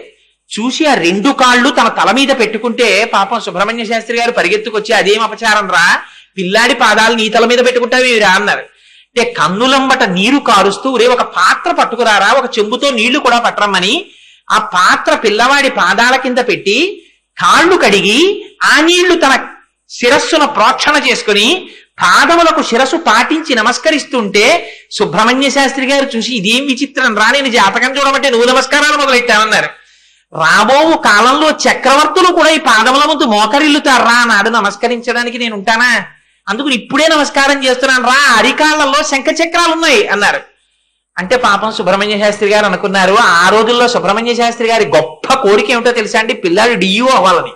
ఆయన ఇన్స్పెక్టర్ ఆఫ్ స్కూల్స్ కదా. ఓహో మా అబ్బాయి తప్పకుండా ఏ డిఈఓ అవుతాడులా ఉంది, అందరూ నమస్కారాలు చేస్తారులా ఉంది అనుకున్నారు. ఇవాళ ఈ పిల్లవాడి పరిస్థితి, తంతి ఇచ్చారు తండ్రి గారికి, సన్యాసం ఇస్తున్నాం, పీఠాధిపత్యం ఇస్తున్నామని. అలాగే జరపమని ఆయన తిరుగుతంతి ఇచ్చారు. అమ్మగారికి అసలు తెలియదు పాపం. ఆవిడ అక్కడ శంకరాచార్యుల వారి మఠంలో ఉన్నారు. మఠం నుంచి బయలుదేరి గుర్రబండిలో వస్తున్నారు ఆవిడ. ఇక్కడ ఈ పిల్లవాడిని కూర్చోపెట్టారు, శిరోగుండనం చేయించేశారు, కాషాయాంబరాలు కట్టేశారు. చంద్రశేఖరేంద్ర సరస్వతి స్వామి వారు ఇచ్చిన కాషాయం కట్టేసి చేతికి సత్యదండం ఇచ్చారు. ఇస్తే 13 సంవత్సరాల పిల్లవాడు ఇలా సత్యదండం చేత్తో పట్టుకుని కాషాయం కట్టుకున్నారు. పీఠాధిపతి పరమపదించాడు. తనకి ముందున్నటువంటి 67వ పీఠాధిపతి. 8 రోజులు మాత్రమే ఉన్నారని చెప్పానే గినిగారి అన్నగారు, ఆయన శరీరం విడిచిపెట్టేశారు. తెల్లవారి లేచిన దగ్గర నుంచి ఒక్కనాడు గురువు గారి దగ్గర కూర్చుని అసలు పీఠం ఎలా నడిపించాలో కూడా ఆయన నేర్చుకోలేదు. గురుముఖత విద్య లేదు. అటువంటి వారు పాపం 2 గురువులకి సమాధికి చెయ్యడానికి కావలసినటువంటి క్రతువంతా చేసేవారు. 6 కాలముల యందు యోగలింగములకు పూజ జరగాలి. 3 పూటల అన్నం తినడం అలవాటు పడిపోయిన పిల్లాడు తెల్లారకట్ట లేచి అనుష్ఠానం చేసుకుని ఈ కార్యక్రమాలన్నీ చేస్తుంటే ఖాళీ లేకుండా చీకటి పడిపోయేది. అన్నం తినడానికి చీకటి పడిపోతే ఇంకా సన్యాసి అన్నం తినకూడదు. అన్నం తినడానికి కూడా ఉండేది కాదు. కంచిపీఠంలో ఒక నియమం ఉంది. వాళ్ళు పరాదేవత కామాక్షి అమ్మవారికి నమస్కారం చేస్తారు. అందుకని కంచిపీఠంలో సన్యసించిన వారు ఎక్కువగా తల్లికి ఎదురు పడరు. ఎందుకంటే తల్లి ఎదురు పడితే ఎంత సన్యాసైనా నమస్కారం చెయ్యాలి. అందుకని కంచిపీఠంలో నియమం ఏమిటంటే, ఒకవేళ పీఠాధిపతికి పూర్వాశ్రమంలో తండ్రి అయినా సరే సామాన్య భక్తులతో పాటే క్యూలో వచ్చి దర్శనం చేసుకుని వెళ్ళిపోవాలి.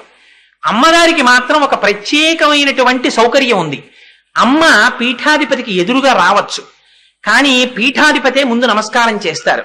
అందుకని తరచూ పీఠాధిపతులు అమ్మ యొక్క దర్శనం చేయరు. తరువాతి కాలంలో చంద్రశేఖరేంద్ర సరస్వతి స్వామి వారు పర్యటనలకు వెడితే, మా అబ్బాయి ఇప్పుడు అంతంత ప్రసంగాలు చేస్తున్నట్ట విందామని వాళ్ళ అమ్మగారు వచ్చి చాటునా మాటునా వింటున్నారని తెలిస్తే అర్ధంతరంగా అక్కడి నుంచి మారిపోయి వేరే ఊరు వెళ్ళిపోయేవారు పరమాచార్యులు గారు. ఎందుకని అంటే అమ్మ ముఖంలోకి చూస్తే పూర్వాశ్రమపు వాసనలు లోపలికి మళ్ళీ వస్తాయేమో అని.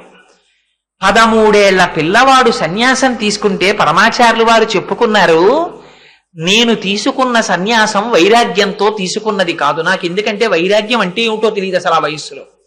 పోనీ శంకరాచార్యుల వారిలా ఏ నీళ్లల్లోనో కాలికి మొసలు పట్టుకుని సన్యాసం తీసుకున్నానా అంటే అసలే తీసుకోలేదు. అలాగా నాకు అసలు సన్యాసం అంటే ఏమిటో తెలియనటువంటి రోజులలో సన్యాసం నన్ను వరించి వచ్చి పట్టుకుంది. నేను సన్యాసం తీసుకున్నాను. ఆ రోజులలో ఆయన బెంగ ఒక్కటేట, అమ్మ బాబోయ్ ఆదిశంకరాచార్యుల వారు అధిష్ఠించినటువంటి పీఠం, మహామహులైనటువంటి వారు అధిష్ఠించినటువంటి పీఠం, ఈ పీఠంలో నేను పీఠాధిపతిగా కూర్చోవడం వల్ల వారి పేరుకి కళంకం రాకూడదు, నేనంత జాగ్రత్తగా ప్రవర్తించాలనుకున్నారట. దీనికి శంకరాచార్యుల వారి కృపే నాకు అండగా నిలబడుగాక అనుకున్నారు. 13 సంవత్సరముల పిల్లవాడు. మీరు ఆలోచించండి ఎలా ఉంటుందో పరిస్థితి. ఆ రోజుల్లో పీఠాధిపతి బయటకొస్తే జమీందారులు, సంస్థానాధీశులు, ప్రభుత్వాధీశులు ఎంతటి వారు కూడా వచ్చి సాష్టాంగ పడిపోయేవారు. అటువంటి పీఠాధిపత్యం, కనకపు సింహాసనం మీద కూర్చోవాలి, ఏనుగులు, గుర్రాలు, లొట్టిపిట్టలు, పెద్ద పరివారం. ఇదంతా కూడా ఈ రోజుల్లో రిపబ్లిక్ డే నాడు పిరేడ్ జరిగే ముందు రాష్ట్రపతిని తీసుకెళ్లి కవాతులో శాల్యూట్ చేయిస్తారే, అలా కంచిలో ఇప్పటికీ కూడా సంప్రదాయం ఏమిటంటే ఇవన్నీ నిలబడతాయి. నిలబడితే కార్వార్ అని ఉంటారు, ఆయన వచ్చి సంస్కృతంలో పిలుస్తారు. పిలిస్తే ఆచార్యులు వెడతారు. సత్యదండం పట్టుకుని వెడితే ఒక్కసారి ఆ ఏనుగుల దగ్గర నుంచి ఆ కవాత్ అంతా చూస్తారు, పరివారాన్నంతటిని. ఆనాడు గుర్రపు బండి ఎక్కుతానంటే నన్ను ఎక్కనిచ్చేవు కావు, ఇవాళ ఇవన్నీ మీ పరివారం అని నాకు చూపిస్తున్నావు అన్నారు స్వామి. అంటే ఆ కార్వార్ అన్నాడు, క్షంతవ్యూహం స్వామి, నన్ను క్షమించండి, నాకు తెలియదా నాడు మీరు పీఠాధిపతులు అవుతారని అన్నాడు. అలా పీఠాధిపతులైనటువంటి చంద్రశేఖరేంద్ర సరస్వతి స్వామి వారికిట పండితులు చెప్తుండేవారట, ఆశ్రమంలో ఉండేవారు, నువ్వు సత్యదండం ఎప్పుడూ కూడా విడిచిపెట్టి వెళ్ళకూడదు, ఎప్పుడూ చేత పట్టుకుని ఉండాలని. 13 సంవత్సరాల పిల్లవాడు ఏదైనా చేత్తో పట్టుకుని నిలకడగా ఉంటాడా?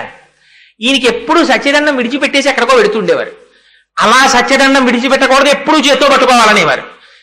ఎంత నియమం చేసేసుకున్నారంటే దాన్ని, ఈ చెప్పినటువంటి పండితుడు రోజుకి 2-3 గంటల కన్నా పీఠాధిపతి పడుకోవడానికి వీల్లేదంటే కార్యక్రమాలు అలా ఉండేవి పీఠాధిపతులకి. పాపం 13 ఏళ్ల పిల్లవాడు రోజుకి 8 గంటలు పడుకునేవాడు, 2-3 గంటలు పడుకునేవారు ఆయన. పడుకుంటే ఒకనాడు పండితులు లోపలికొచ్చి బాగా వెలుగుతున్న దీపాన్ని తగ్గిద్దామని లోపలికి వచ్చారట. వస్తే కండువాతో ఆ సత్యదండాన్ని నడువుకి గట్టిగా కట్టుకు పడుకుని ఉన్నారట. మర్నాడు లేచాక అడిగారట, అదేమిటి సత్యదండాన్ని నడుము కట్టుకు పడుకున్నారేమిటి మీరని. అంటే మీరు చెప్పారు కదా, ఎప్పుడు యజ్ఞోపవీతాన్ని ఎలా విడిచిపెట్టకుండా బ్రహ్మచారి ఉంటాడో అలా సత్యదండాన్ని విడిచిపెట్టకుండా ఉండాలన్నారు కదా, అలవాటు అయ్యేంత వరకు అలా కట్టేసుకుంటున్నాను నడువుకన్నారు. ఎంత కష్టపడ్డారో చూడండి మహానుభావుడు. ప్రయత్నపూర్వకంగా పీఠాధిపత్యంలో తన నియమపాలన చెయ్యడం కోసం పరమాచార్యుల వారు అంత శ్రమించారు. ధర్మానికి సంబంధించి, దేశంలో మతానికి సంబంధించి వచ్చేటటువంటి సమస్యల గురించి ప్రతిరోజు పీఠాధిపతి పేపర్లలో చదవాలి, వార్తాపత్రికలు. తను గట్టిగా 16-17 సంవత్సరాల వయస్సులో ఉండగా ఇవన్నీ చదవవలసిన అవసరం వచ్చింది పరమాచార్యుల వారికి. మేనేజర్ని పిలిచి ఎంత నియమం చెప్పారంటే, మీరు రోజు పేపర్ తీసుకుని లోపల ఏముందో కనపడకుండా దళసరి తెల్లటి అట్టలు పేపర్లో ఉన్నటువంటి అడ్వర్టైజ్మెంట్ అన్నింటి మీద అంటించేయండి. ఇది పీఠాధిపతి చదవవలసిన అవసరం లేని వార్తలు అని మీరు ఏవి నిర్ణయించుకుంటారో వాటన్నిటి మీద కాగితాలు అంటించేయండి. ధర్మమునకు మతమునకు సంబంధించిన విషయములు ఏముంటాయో అవి మాత్రమే ఉంచి వార్తాపత్రికను ఆ దగ్గరికి తీసుకురండి. ఒక్క అటువంటి పత్రిక మాత్రమే నేను చదువుతాను. అలాగే చదివారు. 86 సంవత్సరముల వయస్సు వచ్చిన తరువాత చంద్రశేఖర పరమాచార్యుల వారు కూర్చునుండగా ఒక వర్తకుడు ఒకరు వచ్చి పక్కన కూర్చునున్నారు. కూర్చునున్నప్పుడు లోపలికి పేపర్ వస్తే ఆ రోజున ఒక పొరపాటు జరిగింది. ఒక అడ్వర్టైజ్మెంట్ మీద పేపర్ అంటించడం మరిచిపోయారు. పేపర్ లోపలికి వచ్చేస్తే పరమాచార్యుల వారు యథాలాపంగా పేపర్ తిప్పారు. అందులో రేజర్ అడ్వర్టైజ్మెంట్ ఉంది. ఉంటే పరమాచార్యుల వారు అది చూసి అడిగారు, ఇది ఏమిటి ఈ పరికరం అని అడిగారు. అడిగితే దాన్ని రేజర్ అంటారు స్వామి, ఏదో అడ్డం చేసుకుంటారు మగవాళ్ళు అన్నారు. అంటే పరమాచార్యుల వారు అన్నారు, మరి ఇక్కడ ఆడవారి బొమ్మ వేశారు ఎందుకు అని అడిగారు. అడిగితే అక్కడ ఆడవారి అవసరం ఉన్నా లేకపోయినా వ్యాపారాభివృద్ధికి ఇలా వేసుకోవడం అలవాటైపోయింది ప్రపంచంలో స్వామి అని చెప్పారు. లౌకికానికి ఎంత దూరంగా ఉండేవారో మీరు చూడండి పరమాచార్యుల వారు. ఉంటే పరమాచార్యుల వారు ఈ వర్తకుడి వంక చూసి అన్నారు, అంటే బహుశः నా పేరు నువ్వు వాడుకుంటున్నట్టు అన్నారు. ఈయన పేరు వాడుకుని ఆయన వ్యాపారం చేసుకుంటూ ఉండేవాడు. ఇది ఈ వాత పెట్టడానికే మర్చిపోయారు ఆ రోజున వార్తాపత్రికలో కాగితం అంటించడం. అంత అద్భుతంగా మాట్లాడేవారు. 16వ సంవత్సరం వచ్చిన దగ్గర నుంచి పరమాచార్యుల వారిని దూరంగా ఉన్నటువంటి ఒక ఊరు తీసుకెళ్లి పెద్ద పెద్ద సంస్కృత పండితుల్ని తీసుకొచ్చి నియమించి ఆయనకి గొప్ప గొప్ప నాటకాలు, గీతాభాష్యం, ప్రస్థానత్రయం ఇవన్నీ చెప్పిస్తూ ఉండేవారు. విచిత్రం ఏమిటో తెలుసా అండి పరమాచార్యుల వారి జీవితంలో? గణపతి శాస్త్రి గారని ఒక గురువు గారు ఉండేవారు. ఆయన సంస్కృతాంధ్రముల యందు తిరుగులేని మహాపండితుడు. శంకరుల గీతాభాష్యం పుస్తకం లేకుండా చెప్పేవారు ఆయన. ఆయన ఒకనాడు కావేరీ నది ఒడ్డున పరమాచార్యుల వారిని కూర్చోపెట్టి పాఠం చెప్తున్నారు. చెప్తుంటే పరమాచార్యుల వారు కింద ఒక పుల్ల మొక్క తీసి కావేరీ నది ఇసుక ఒడ్డున ఏదో రాస్తున్నారు. ఇది చూశారు గురువుగారు. మరునాడు పాఠం చెప్పడానికి వచ్చినప్పుడు ఒక నమస్కారం పెట్టి, అయ్యా నేను గ్రామాంతరం వెళ్ళిపోతున్నాను మా ఊరు, మీరు గీతాభాష్యం వేరొకరితో చెప్పించుకోండి అన్నారు. మీకు ఏదో కోపం వచ్చింది నా మీద, అసలు కారణం చెప్పండి, మీరు ఎందుకు వెళ్ళిపోతున్నారని అడిగారు. అడిగితే ఆ గురువు గారు అన్నారు, మా దురదృష్టం, సాధారణంగా ఎక్కడైనా మేము గీతాభాష్యం లాంటివి చెప్పడానికి వెడితే మమ్మల్ని కొంచెం ఉన్నతమైన ఆసనం మీద కూర్చోపెట్టి శిష్యులు కింద కూర్చుంటారు.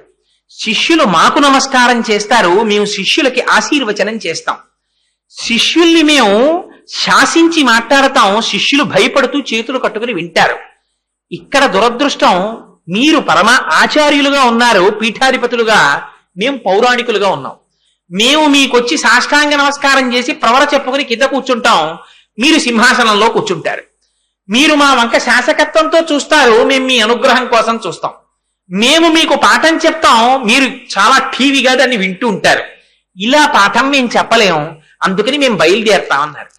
అంటే చంద్రశేఖరేంద్ర సరస్వతి స్వామి వారు అన్నారు, మీ బాధ నాకు అర్థమైంది.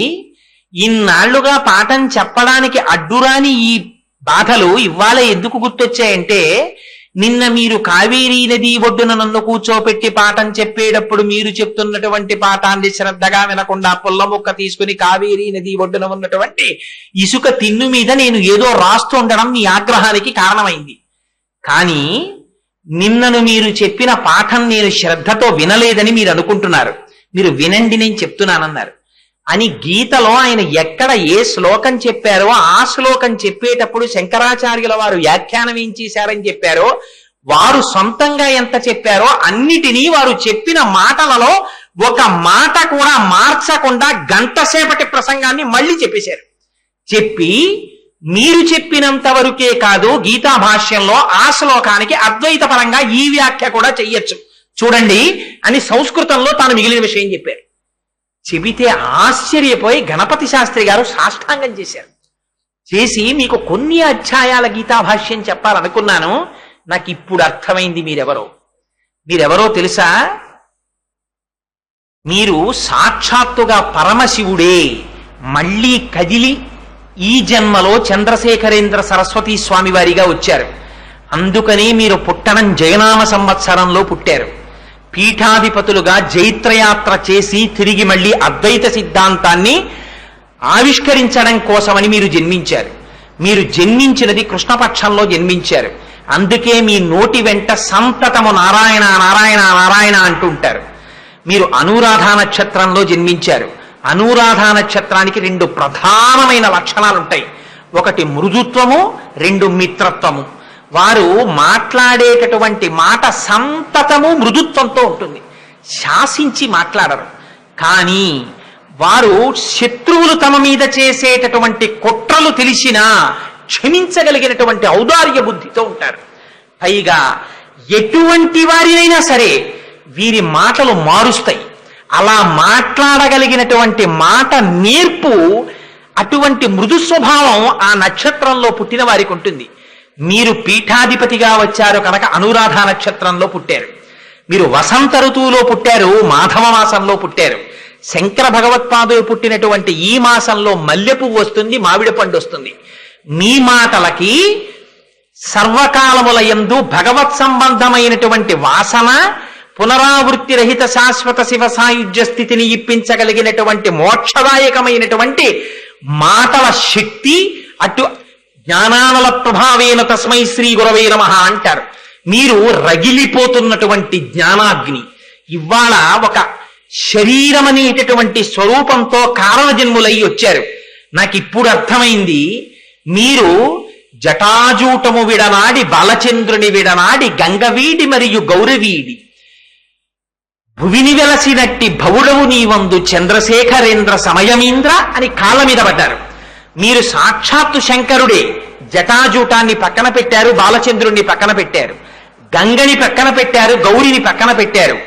నలుగురు శిష్యులతో కూడిన శంకరాచార్యుల వారు 5గురు మూర్తులుగా కనపడినటువంటిది ఒకరిగా మీరు వచ్చారు. అందుకని పంచానన లగ్నంలో వచ్చారు. మీరు నిమిత్త మాత్రంగా మా దగ్గర వింటున్నారు, కానీ మీ అంత మీకుగా సమస్తము స్ఫురణలోకి వస్తున్నాయి. ఇది మీరు కారణజన్ములై జన్మించినటువంటి ఒక గురుస్వరూపం. మీకు గీతాభాష్యం సంపూర్ణంగా చెప్పానన్నటువంటి అదృష్టం నాకు కలగనివ్వండి. నేనే మీకు గీతాభాష్యం చెప్పుకుంటానని సాష్టాంగ దండ ప్రణామం చేశారు.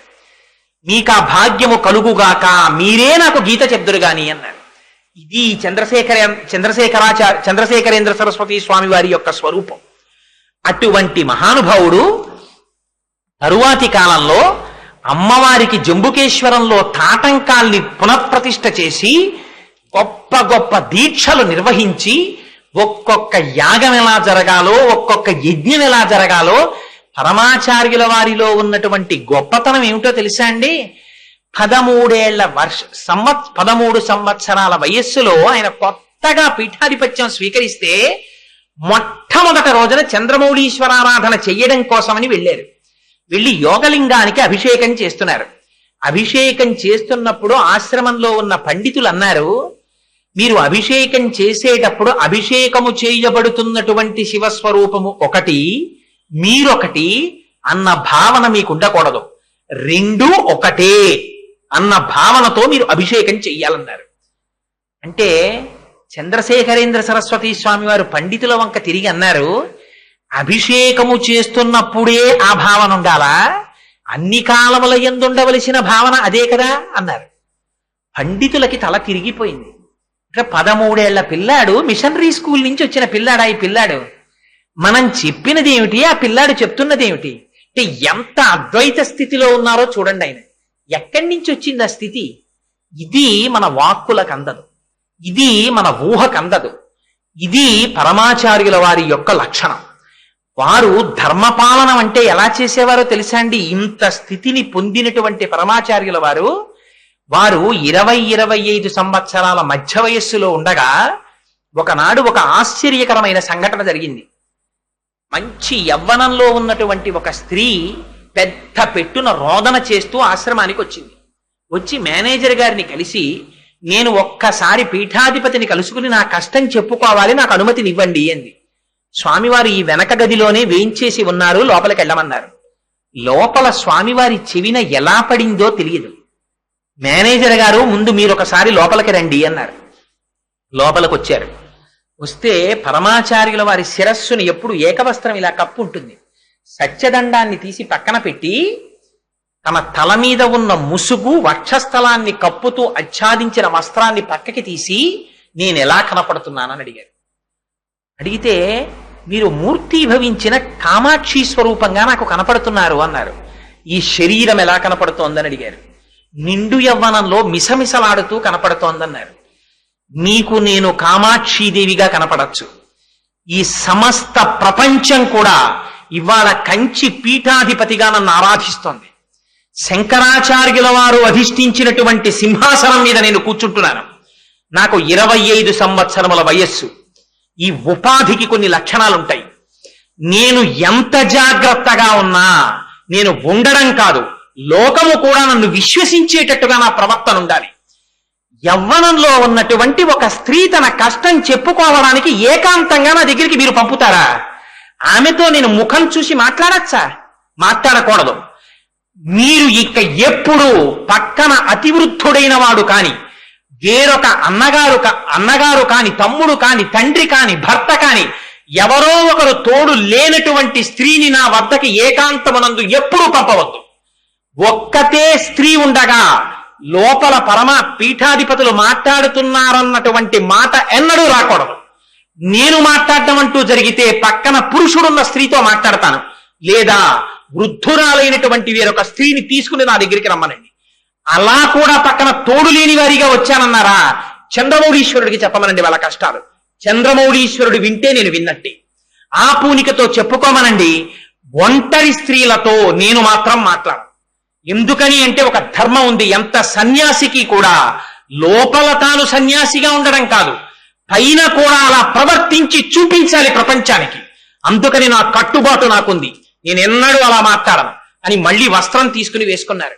ఇది పరమాచార్యుల వారి జీవితం అంటే. ఎంత ధర్మబద్ధమైన నడువడో చూడండి. వారికి ఒకనాడు ఆశ్రమంలో వంటవాడొచ్చి వంట వడ్డించారు. వడ్డిస్తే పీఠాధిపతులు షడ్రశోపేతమైన విందు అరగిస్తారు, కానీ జింహకి లొంగరు. ఒకనాడు పీఠాధిపత్యం అంటే సామాన్యం కాదండి. రమణ మహర్షిని చూసి శంకరాచార్యుల పీఠాల్లో ఉన్న ఒక పీఠాధిపతి అన్నారు, రమణులలా పుట్టాలని నేను కోరుకుంటున్నాను. ఎందుకంటే సామాన్యమైన సన్యాసి ధర్మంలో ఉండొచ్చు. పీఠాధిపతికి తెల్లవారి లేస్తే ప్రభుత్వంతో సంబంధం ఉంటుంది. ఏదైనా సమస్య వస్తే ప్రభుత్వం పిలుస్తుంది. పెద్ద పెద్ద దేవాలయాల్లో ఏమైనా అనుమానాలు ఉంటే పీఠాధిపతుల దగ్గరికి వస్తారు. వాళ్ళు చెప్పింది ప్రమాణం, అంత జాగ్రత్తగా చెప్పాలి. ప్రభుత్వాధికారుల దగ్గర నుంచి కోటీశ్వరుల వరకు వచ్చి నిలబడతారు. పెద్ద పెద్ద పండితులు వచ్చి నమస్కారం చేస్తారు. ఒక్కొక్క నాడు ఎంత చిత్రమైన లక్షణాలు వస్తాయి, సమస్యలు వస్తాయంటే పీఠాధిపతులకి సన్యాసికి ఆ సమస్య ఉండదు. పీఠాధిపతికి ఉండే సమస్యలు వేరు. పరమాచార్యులు వారు చెప్పుకు బాధపడుతుండేవారు, పీఠాధిపత్యం అంటే సామాన్యం కాదని. వారికి ఒకనాడు వంటవాడు భోజనం వడ్డించాడు. వడ్డిస్తే వారు భోజనం చేసి, ఈ పప్పు ఏ పదార్థంతో చేశావు అని అడిగారు. తోటకూర పప్పు అన్నాడు. ఓహో అలాగా అన్నారు. బావుందా స్వామి అన్నారు. బావుంది అని పొరపాటున వారి నోటి వెంట వచ్చింది. వాడు మరునాడు కూడా తోటకూర పప్పు వేశాడు, తిన్నారు. మూడవ నాడు కూడా తోటకూర పప్పు వేశాడు. ప్రతిరోజు తోటకూర పప్పు ఎక్కడిది అని అడిగారు. అడిగితే వాడన్నాడు, స్వామి మీరు తోటకూర పప్పు అంటే సంతోషపడుతున్నారు కదా, ఈ విషయం చెప్పి తమ శిష్యులందరికీ చెప్పాను. వాళ్ళు కట్టల కట్టల తోటకూర తెస్తున్నారు, అందులో మంచి తోటకూర ఎంచి పప్పు చేస్తున్నాను అన్నారు. అలాగా అన్నారు.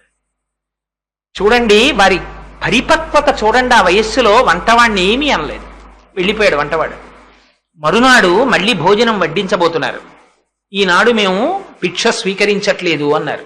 కంచి పీఠాధిపతులు భిక్ష చేసేటటువంటి పద్ధతి కూడా చిత్రంగా ఉంటుంది. మీరు ఎప్పుడైనా పరంపరాగతంగా వచ్చే పీఠాధిపతులు ఇంటికి భిక్ష వచ్చి భిక్ష పెట్టిన వాళ్ళకి తెలుస్తుంది రహస్యం.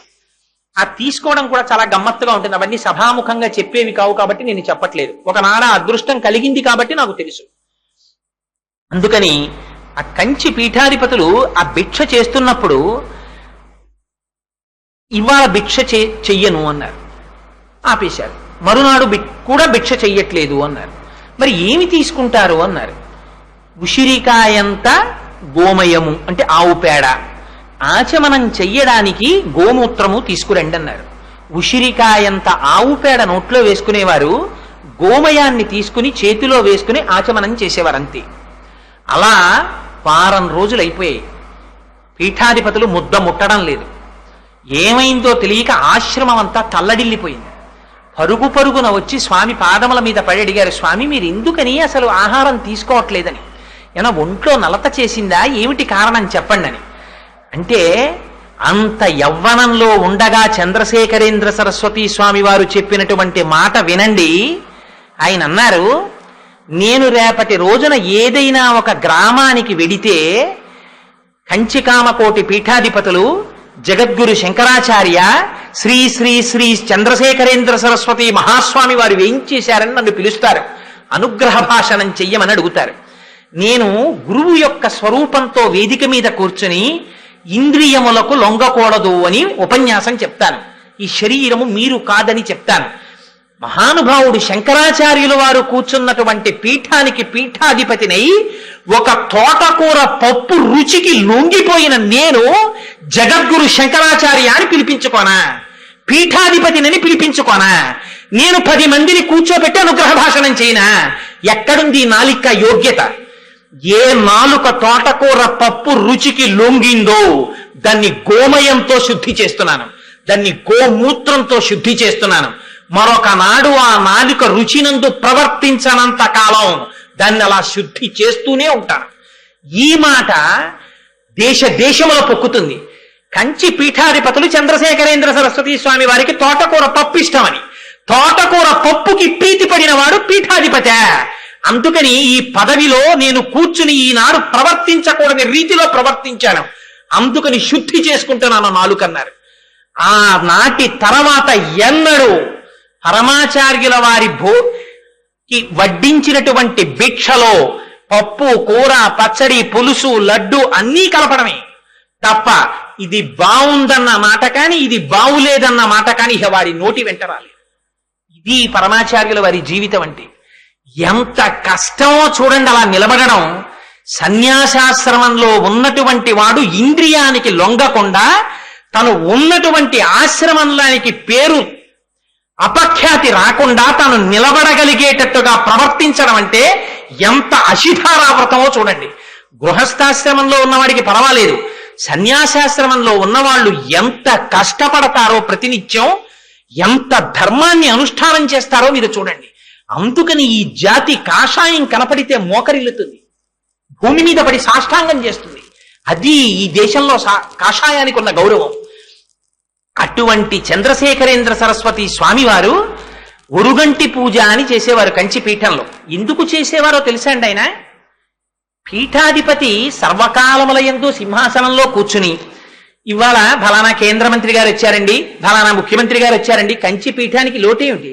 ఎన్ని హైకోర్టుల జడ్జీలు వస్తారో, ఎంతమంది అడ్వకేట్స్ వస్తారో, ఎంతమంది కోటీశ్వరులు వస్తారో, ఎంతమంది మహాపండితులు వస్తారో, వచ్చిన వాళ్ళందరినీ పీఠాధిపతి లోపల కూర్చుని రెండని ఒక్కొక్కరితో మాట్లాడి వాళ్ళని పంపించేసి వెళ్ళిపోతుంటే కొన్నాళ్లు పోయిన తరువాత అసలు దక్షిణామూర్తి స్తోత్రం పీఠాధిపతికి జ్ఞాపకం ఉండే అవకాశం ఉంటుందా?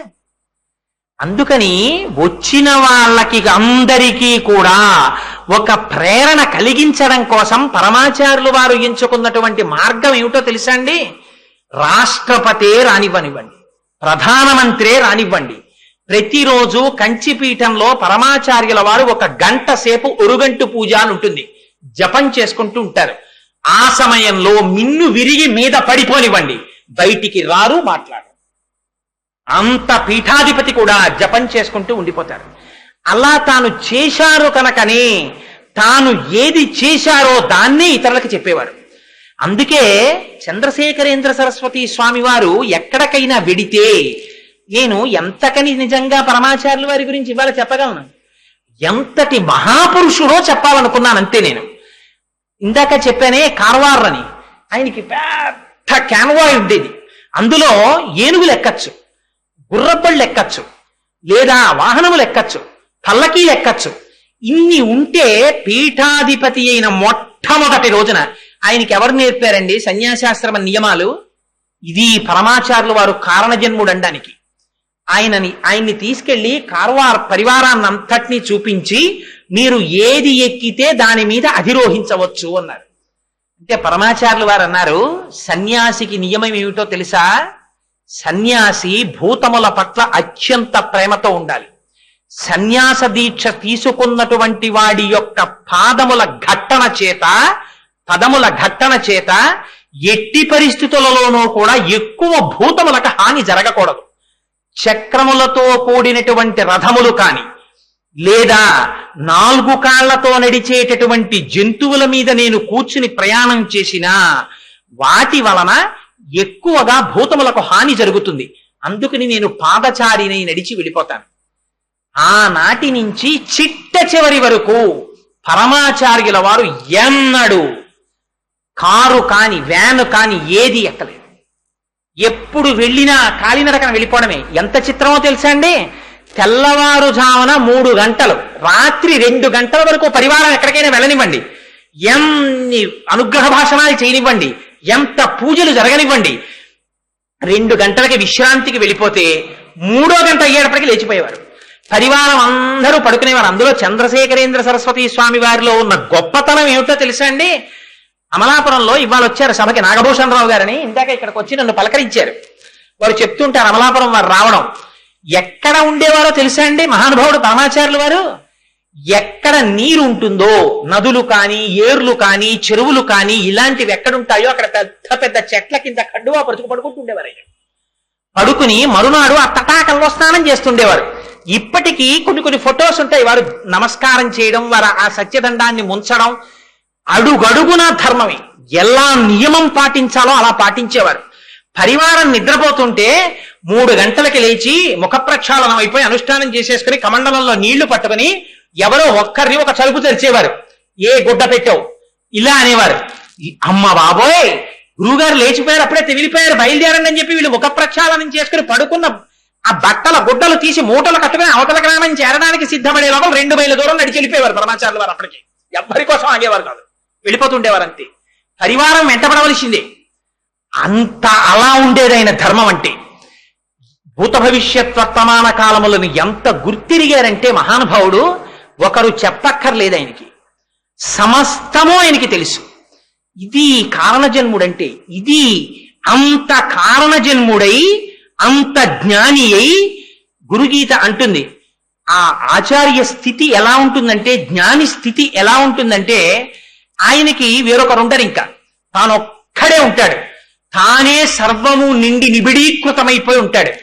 అట్లాంటి ఆత్మస్థితిలో ఉన్న వాడికి వేరొకడు వచ్చి తన కష్టం నోటితో చెప్పక్కర్లేదు, మనిషిని చూడగానే చెప్పేస్తారు.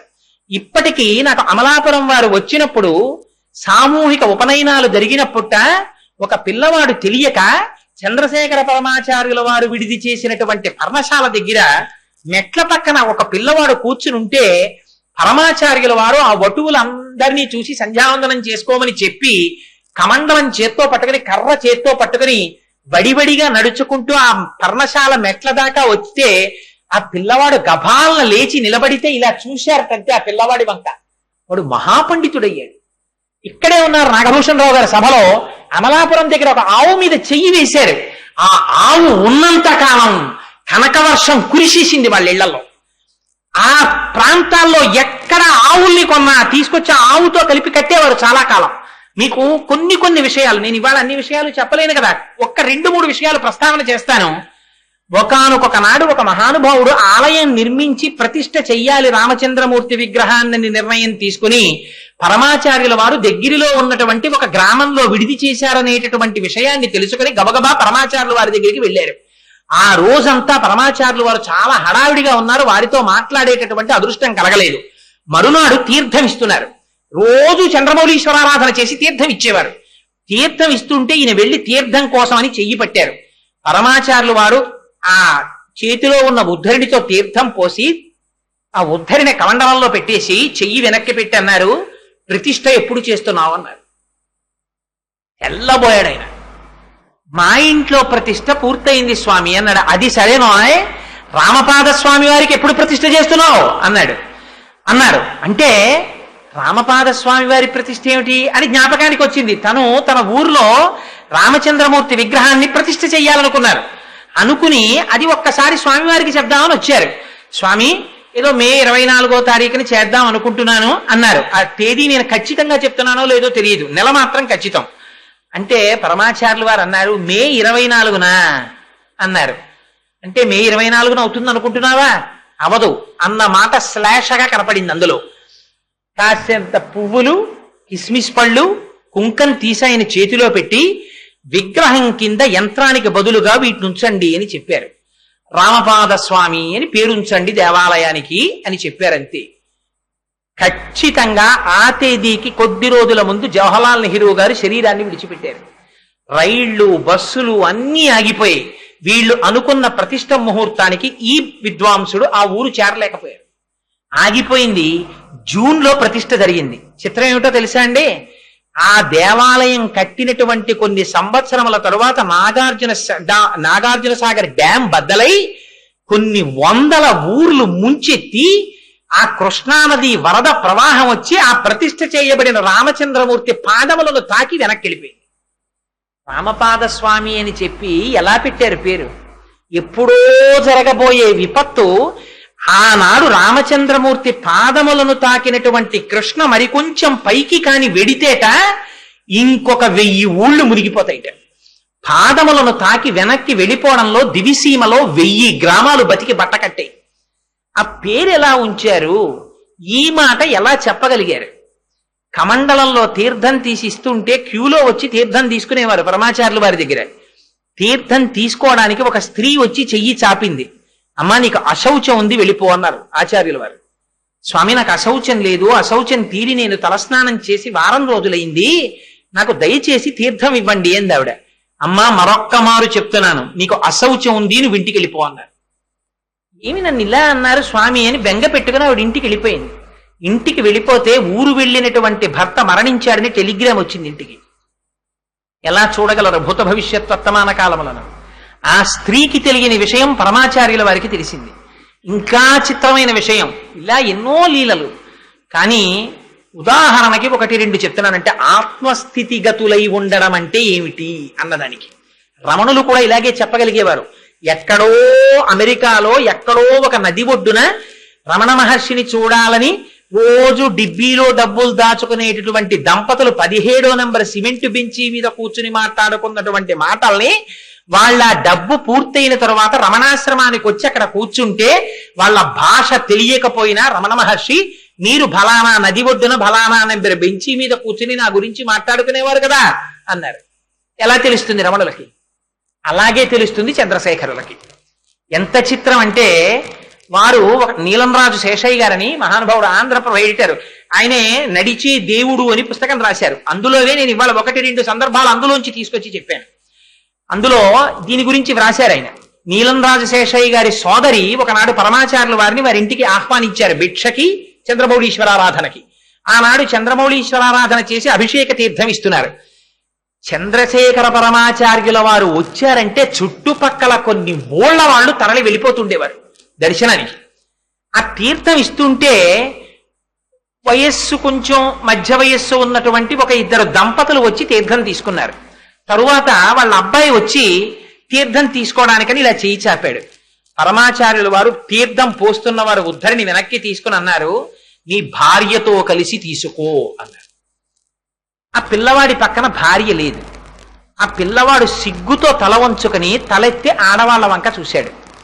ఎక్కడో వెనకాల నించున్నటువంటి ఒక స్త్రీ గబగబా వచ్చి ఆ పిల్లవాడి పక్కన నిలబడి తీర్థం తీసుకుని ఆ స్త్రీ మళ్ళీ స్త్రీలలోకి వెళ్ళిపోతోంది.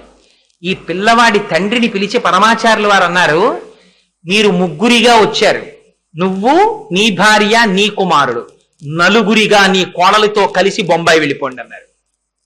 ఈ మాటలు అనగానే ఆయన కోడల్ని పిలిచి, అమ్మా నువ్వురా, పరమాచార్యుల వారు చెప్పారు, నలుగురం బొంబాయి వెళ్ళిపోదామన్నారు. నీలంరాజు శేషయ్య గారికి కూడా తెలియదు ఈ విషయం. ఆ ఇంటి వాళ్ళకి అసలు తెలియదు. అసలు వచ్చిన వాళ్ళెవరు, కోడలేమిటి, ఆయన ఎవరు, ఆవిడ్ని రమ్మని పరమాచార్యులు వారు అనడం ఏమిటి అని తెల్లబోయి వెళ్ళి అడిగారు. అడిగితే అప్పుడు ఆయన చెప్పాడు, పీటల మీదే వరకట్నం గురించి మాకు దెబ్బలాట్లు వచ్చాయి, మా అబ్బాయి మా కోడల్ని ఏలుకోలేదు, ఆ పిల్ల 3 ఏళ్ల నుంచి పుట్టింట్లో ఉంది, మాకు ఉత్తర ప్రత్యుత్తరాలు లేవు, ఆ పిల్ల ఎక్కడుందో కూడా మాకు తెలియదు. 3 ఏళ్ల తర్వాత మేమేదో మా బంధువుల ఇంటికి వచ్చాం, పరమాచార్యులు వారు వస్తున్నారని తీర్థం తీసుకోవడానికి రాత్రి కారు వేసుకుని ఇక్కడికి వచ్చాం. ఈ పిల్ల తల్లి, ఈ పిల్ల కాపరం బాగుపడుతుందేమో పరమాచార్యులు వారికి చెప్పుకుందామని ఆ పిల్లని తీసుకుని ఆవిడొచ్చింది. వీళ్ళు వస్తున్నారని ఆవిడికి తెలియదు. ఆ పిల్ల తల్లి పిల్లని తీసుకుని వచ్చింది, వీళ్ళు వచ్చారు. అక్కడ వీళ్ళు ఒండరులు చూసుకున్నారు, మాటలు లేవు, మాట్లాడుకోలేదు. ఇది పరమాచార్యుల వారికి ఎలా తెలిసింది? ఆ తల్లి సంకల్పం చేసింది పరమాచార్యుల వారికి చెప్పుకుందామని, ఆయన నోటి వెంట వచ్చిన మాట కాపరాన్ని దిద్దేసింది. నేను చీరలు కూడా తెచ్చుకోలేదు అంది కోడలు. అమ్మా నీకు బొంబాయిలో కొంటాం, ఇది పరమాచార్యుల వారి ఆజ్ఞ, నువ్వు ఇంకా ఇంటికి వెళ్ళడానికి వీల్లేదు, మాతో వచ్చేసాయి, బొంబాయి తీసుకెళ్ళిపోతామని తీసుకెళ్ళిపోయారు. అంతే, వెళ్ళిపోయింది బొంబాయి హాయిగా. ఇలా పరమాచార్యుల వారి జీవితంలో ఎన్ని సంఘటనలు, ఎన్ని సందర్భాలు. ఆశ్చర్యకరమైన విషయం ఏమిటో తెలుసా అండి? కేవల పీఠాధిపత్యం కాదు, వారు చేసినటువంటి అనుగ్రహ భాషణాలు, వారు మాట్లాడిన ఒక్కొక్క మాట ఈ దేశంలో కొన్ని కోట్ల మందిని మార్చాయి. అది గురువు అంటే. గురువు అంటే నేను ఆ మాట ఇంత పరమ పవిత్రమైన వేదిక మించి అనొచ్చో అనకూడదో, ఎందుకు వచ్చిందామని అనను, కానీ కొన్ని కోట్ల మందిని మార్చగలిగినటువంటి వాడు గురువు. పరమాచార్యుల వారు వేదిక మీద వెళ్ళి కూర్చుంటే ఒక ఊర్లో కొన్ని వేల మంది వచ్చి 100 రూపాయల నోట్ల కట్టల దగ్గర నుంచి, బంగారపు గొలుసుల దగ్గర నుంచి, బంగారు కంచి పీఠాధిపత్యం అంటే ఏమిటో తెలుసా అండి? అమ్మవారికి అభిషేకం చేసి పీఠాధిపతులు ఇలా పైకి చూశారు. చూసి, అయ్యో ఈ అమ్మవారి గుడిపైన ఉన్న కలశాలకి బంగారు పూత పూస్తే ఎంత బాగుంటుందో, అంత బంగారం రావద్దు అన్నారంతే. ఆలయంలో ఉన్న ఆడవాళ్ళందరూ భర్తల వంక చూశారు. భర్తలు వెంటనే చేతి ఉంగరాలు తీసేశారు. ఆడవాళ్ళు ఒకరు గాజు తీసి అక్కడ పెట్టేశారు, ఒకరు మెళ్ళో గొలుసు తీసి అక్కడ పెట్టేశారు. క్షణాల మీద 10 కిలోల బంగారం అయిపోయింది. ఆ మరునాడు బంగారం కలశలకి పోతైంది. ఇలా సంకల్పం చెయ్యడమే, నోటి మెంట మాట అనడమే, మళ్ళీ అంతేలా దానం చేసేసేవారు. సంఘం ఉండేది కాదు అసలు పరమాచార్యుల వారికి. వారు వచ్చి కూర్చుంటే వేదిక నిండిపోయింది బంగారంతో, సొమ్ము కట్టలతోటి నిండిపోతే పరమాచార్యుల వారు వీటన్నిటి వంక చూసి అన్నారు, నేను మీలో ఎవ్వరినైనా 1 రూపాయి తెచ్చి నాకు ఇమ్మని అడిగానా? అడగలేదు. కానీ పేద సన్యాసి కోసం మీ అందరూ ఇన్ని కానుకలు తెచ్చి నాకు ఇచ్చారు. నేను నోరు తెరిచి మిమ్మల్ని అడుగుతాను, నాకు ఒక్కటి ఇవ్వగలరా మీలో ఉన్న ప్రతివారు అని అడిగారు. ఏం కావాలి స్వామి అన్నారు.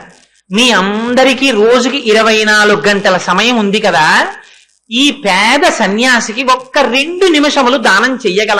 ఆసనములలోంచి లేచి నిలబడి మాకు ఉన్న ప్రతి రోజులో 2 నిమిషములు చంద్రశేఖర పరమాచార్యుల వారికి ధారపోసేస్తున్నాం అని నాకు దానం చేయండి అన్నారు.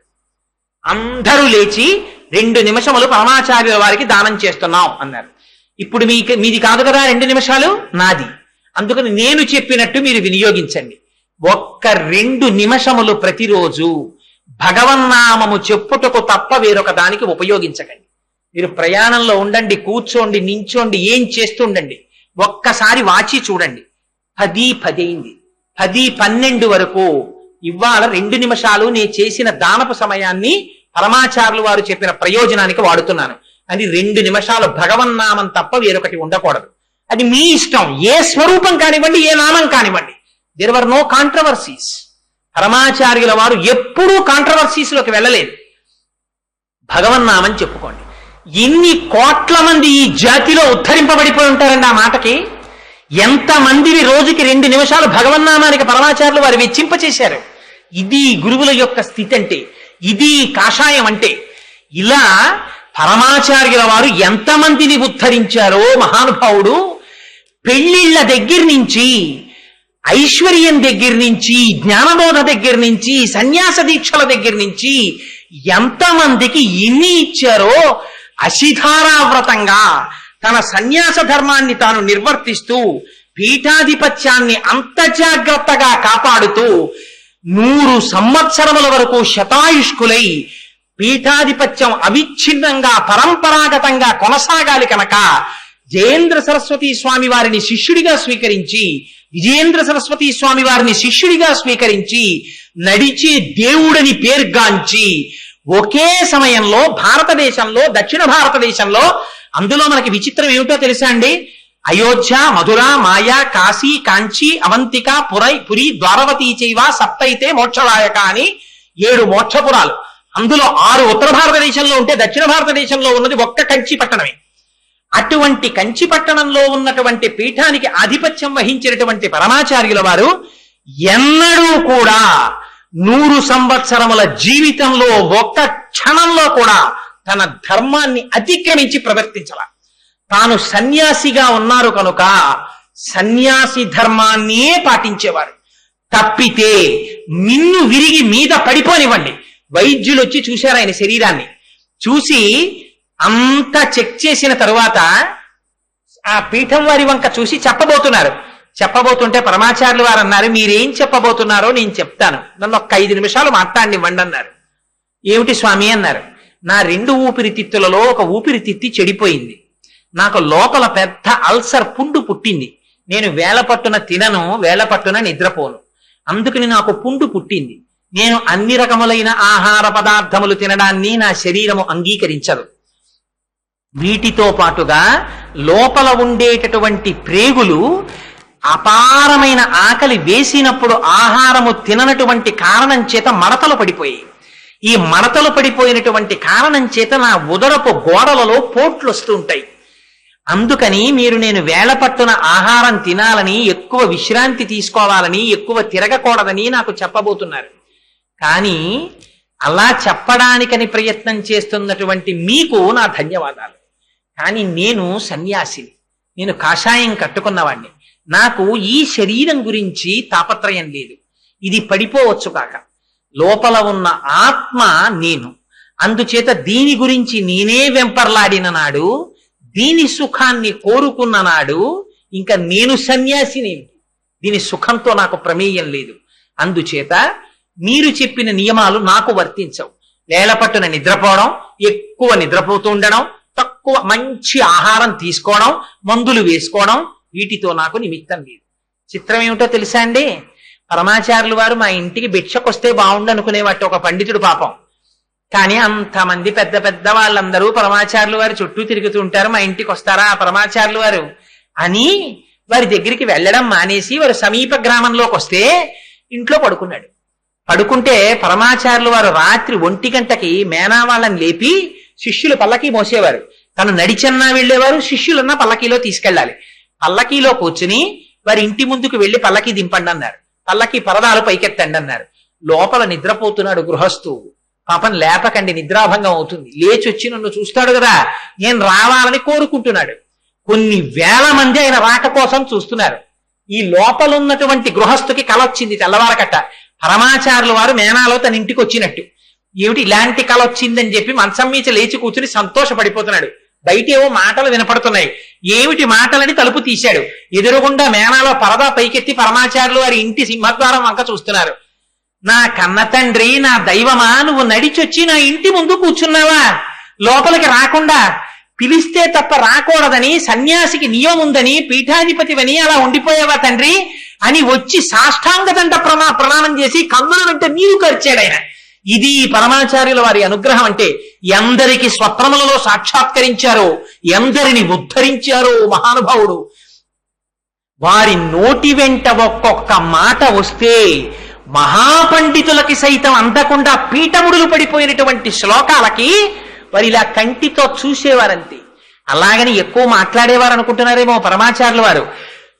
అలా మాట్లాడడం అలవాటైపోతుందని ప్రయత్నపూర్వకంగా మౌన దీక్షలోకి వెళ్ళిపోయేవారు. అసలు కొన్నాళ్ళు మాట్లాడేవారు కాదు. ఇంత పెద్ద పీఠ ఉంటే తనంత తానుగా ఎండలు మండిపోతున్న రోజులలో దీక్ష తీసుకుని చిన్న పర్ణశాల కట్టుకుని ఆ పర్ణశాలలో ఉండి తపస్సు చేస్తూ ఉండేవారు. అది పరమాచార్యుల వారంటే. శరీరం అంతా మంత్రపూతము చేసుకున్నారు. అందుచేత ఇంతకీ నేను ఈ విషయములను ఇవాళ ఎందుకు ఆయన గురించి మాట్లాడాలి అని అనుకున్నానంటే, ఒకే కాలమునందు దక్షిణ భారతదేశంలో 4 మహాపురుషులు తిరిగారు. ఒకరు కంచి పీఠాధిపతులు చంద్రశేఖరేంద్ర సరస్వతి స్వామి వారు, తిరువణ్ణామలైలో రమణ మహర్షి, అప్పుడే పాండిచేరిలో సర్ అరవిందో, అక్కడ శృంగగిరి పీఠాధిపతులు ఉగ్ర నృసింహ భారతి స్వామి వారు. వారు ఎంత గొప్పవారంటే ఉగ్ర నృసింహ భారతి కాలినడకన కాశీ 2 మాటలు వెళ్ళి పండితుల దగ్గర బ్రహ్మచారిగా ఉండగా విద్యాభ్యాసం చేసి వచ్చారు. కాలినడకన కాశీ వెళ్ళి. అటువంటి వారు ఎంత చిత్రమో తెలుసా అండి. వారు మధుర మీనాక్షి దేవాలయంలోకి వెళ్ళారు. వెళ్ళి మాకు లోపలికి వెళ్ళి అమ్మవారిని అర్చిస్తామన్నారు. అంటే అర్చకులు అన్నారు, మీరు లోపలికి వెళ్ళడానికి వీల్లేదు, మీరు ఎంత పీఠాధిపతులైనా సరే మీరు బయట నించోండి, మేము అర్చన చేస్తాం మీ పీఠం తరపునన్నారు. అలాగా అన్నారు. శిష్యుడి చేతిలో కొబ్బరికాయ ఉంది, ఆ కొబ్బరికాయ ఇలా ఇమ్మన్నారు. చేతిలోకి తీసుకుని కుడి చేతిలో పెట్టుకుని అమ్మవారి ఎదురుగుండా కొబ్బరికాయ పెట్టి మంత్రాలు చదివారు. అమ్మవారిలో ఉన్న జీవగల కొబ్బరికాయలోకి వెళ్ళిపోయింది. కొబ్బరికాయ చేత పట్టుకుని విడిచి వెళ్ళిపోయారు. వెళ్ళిపోయి కొబ్బరికాయ సింహాసనం మీద పెట్టి పూజ చేసేస్తున్నారు. మధుర మీనాక్షి అమ్మవారి విగ్రహం చరిత్రలో ఎన్నడూ లేని విధంగా వెలవెలపోయింది. హడిలిపోయారు అర్చకులు. హడిలిపోయి పరిగెత్తుకుంటూ స్వామివారి విడిదికి పరిగెత్తారు. స్వామి మాది అపరాధం అయిపోయింది, మీరు సాక్షాత్ అమ్మవారి స్వరూపం, మిమ్మల్ని అమ్మవారి పూజ చెయ్యొద్దన్నాం, మీరు వచ్చి లోపల అర్చన చెయ్యండి, అమ్మవారి కళల్ని మళ్ళీ అమ్మవారిలోకి విడిచిపెట్టేయండి మహాప్రభు అన్నారు. అంటే మళ్ళీ వచ్చి ఆ చేతిలో ఉన్న కొబ్బరికాయలోంచి మళ్ళీ అమ్మవారిలో ఉన్న కళల్ని అమ్మవారిలోకి ప్రవేశపెట్టేశారు. అమ్మవారు కూడా ఆవిరి మాటలు వినేది. తెల్లవారి లేసి ఒక్కొక్కసారి చంద్రశేఖర పరమాచార్యుల వారు 1-2 సందర్భాల్లో మాత్రం బయటపడిపోయారు. అప్పుడు మాత్రం ఇంకా తప్పించుకునే అవకాశం లేక చిరునవ్వుతో అంగీకరించవలసి వచ్చింది. లేకపోతే డాంబికంగా బయటపడేవారు కాదు. కంచి కామాక్షి అమ్మవారితో తాను మాట్లాడతానన్న విషయాన్ని ఒక రోజు ప్రసంగవశాత్తు బయటపడ్డారు పరమాచార్యుల వారు. ఆ ఎదురుగుండా ఉన్న శిష్యుడు మంచి గట్టివాడు. వాడు పట్టుకున్నాడు, ఎవరు అమ్మా నిజం చెప్పండి, మీరు ఎవరితో మాట్లాడారని. కామాక్షి అమ్మవారితో మీరు మాట్లాడారు, నిజమా కాదా? ఒకడు దేహం విడిచిపెట్టిపోయాడు, ఒకడు దేహం మీద మమకారం విడిచిపెట్టిపోతాడు అన్నావు. అన్నది అమ్మవారు అంటున్నారు. ఆ అన్నది కామాక్షి అమ్మవారు అవునా కాదా అంటే ఆనాడు మాత్రం నవ్వుతూ అంగీకరించారు అవును అని. అంతటి స్థితప్రజ్ఞులు, అంతటి మహాపురుషులు. అటువంటి మహాపురుషుడు చంద్రశేఖరేంద్ర సరస్వతి స్వామివారు తనంత తానుగా కోరి తీసుకున్న సన్యాసం కాదు, గురువుల దగ్గర కూర్చుని చదువుకున్న చదువు కాదు, తపస్సు చేసి తెచ్చుకున్న ఆత్మస్థితి కాదు. కానీ ఇటువంటి స్థితికి ఎలా రాగలిగారు? ఇది కారణజన్ములంటే, ఇది గురువులంటే. అటువంటి పీఠం కంచి పీఠం, అటువంటి పీఠాధిపతులు చంద్రశేఖరేంద్ర సరస్వతి స్వామివారు. అందుకని అటువంటి మహాపురుషుడి గురించి 4 మాటలు చెప్పుకుంటే చాలు. అందుకే నేను ఇవాళ సాధారణంగా నా ఉపన్యాసాల్లో నాకుండేటటువంటి బలహీనత, ఒక విషయంలోంచి ఇంకో విషయంలోకి వెళ్ళిపోతుంటాను. ఇవాళ నన్ను నేను నియంత్రించుకున్నాను, ఇతర విషయాలు స్పృశించకుండా కేవలం పరమాచార్యుల వారి గురించే మాట్లాడాలని. నేను నియంత్రించుకుంటే అవుతుందా? స్వామి అనుగ్రహం ఉండద్దు? చిత్రం ఏమిటో తెలుసా అండి? అంతటి పరమాచార్యుల వారు ఎంత మాయ చేసేవారంటే అందరి మధ్యలో ఉన్నట్టు ఉండేవారు, మాయమైపోయేవారు. ఎక్కడున్నారు స్వామి అంటే వెతికి వెతికి వెతికి వెతికి వెతికితే ఎక్కడో దొరికేవారు. శ్రీశైలంలో ఒకసారి అలా తప్పించేసుకున్నారు. ఆయన పాలధారలు పంచధారల్లో దొరికారు. ఆయన జపం చేస్తుంటే దగ్గరికి వెళ్ళి పిలవడానికి భయపడ్డారు ఆ రోజుల్లో. అంత అటువంటి జపం చేసేవారు. అట్లాంటి పరమాచార్యుల వారు పీఠంలో ఉండగా వారి ఆరోగ్యం బాగులేదని డాక్టర్ భాస్కర్ గారని డాక్టర్ గారిని తీసుకొచ్చారు. డాక్టర్ గారు అప్పుడే భోజనం చేయడానికి వెళ్ళారు. బాలస్వామి వారు మెడ్రాస్ వెడుతున్నానని అప్పుడే పరమాచార్యుల వారికి వచ్చి నమస్కారం చేస్తే చెయ్యి ఊపి వెళ్ళి రమ్మని ఆశీర్వచనం చేశారు. అందరూ వెళ్ళిపోయారు.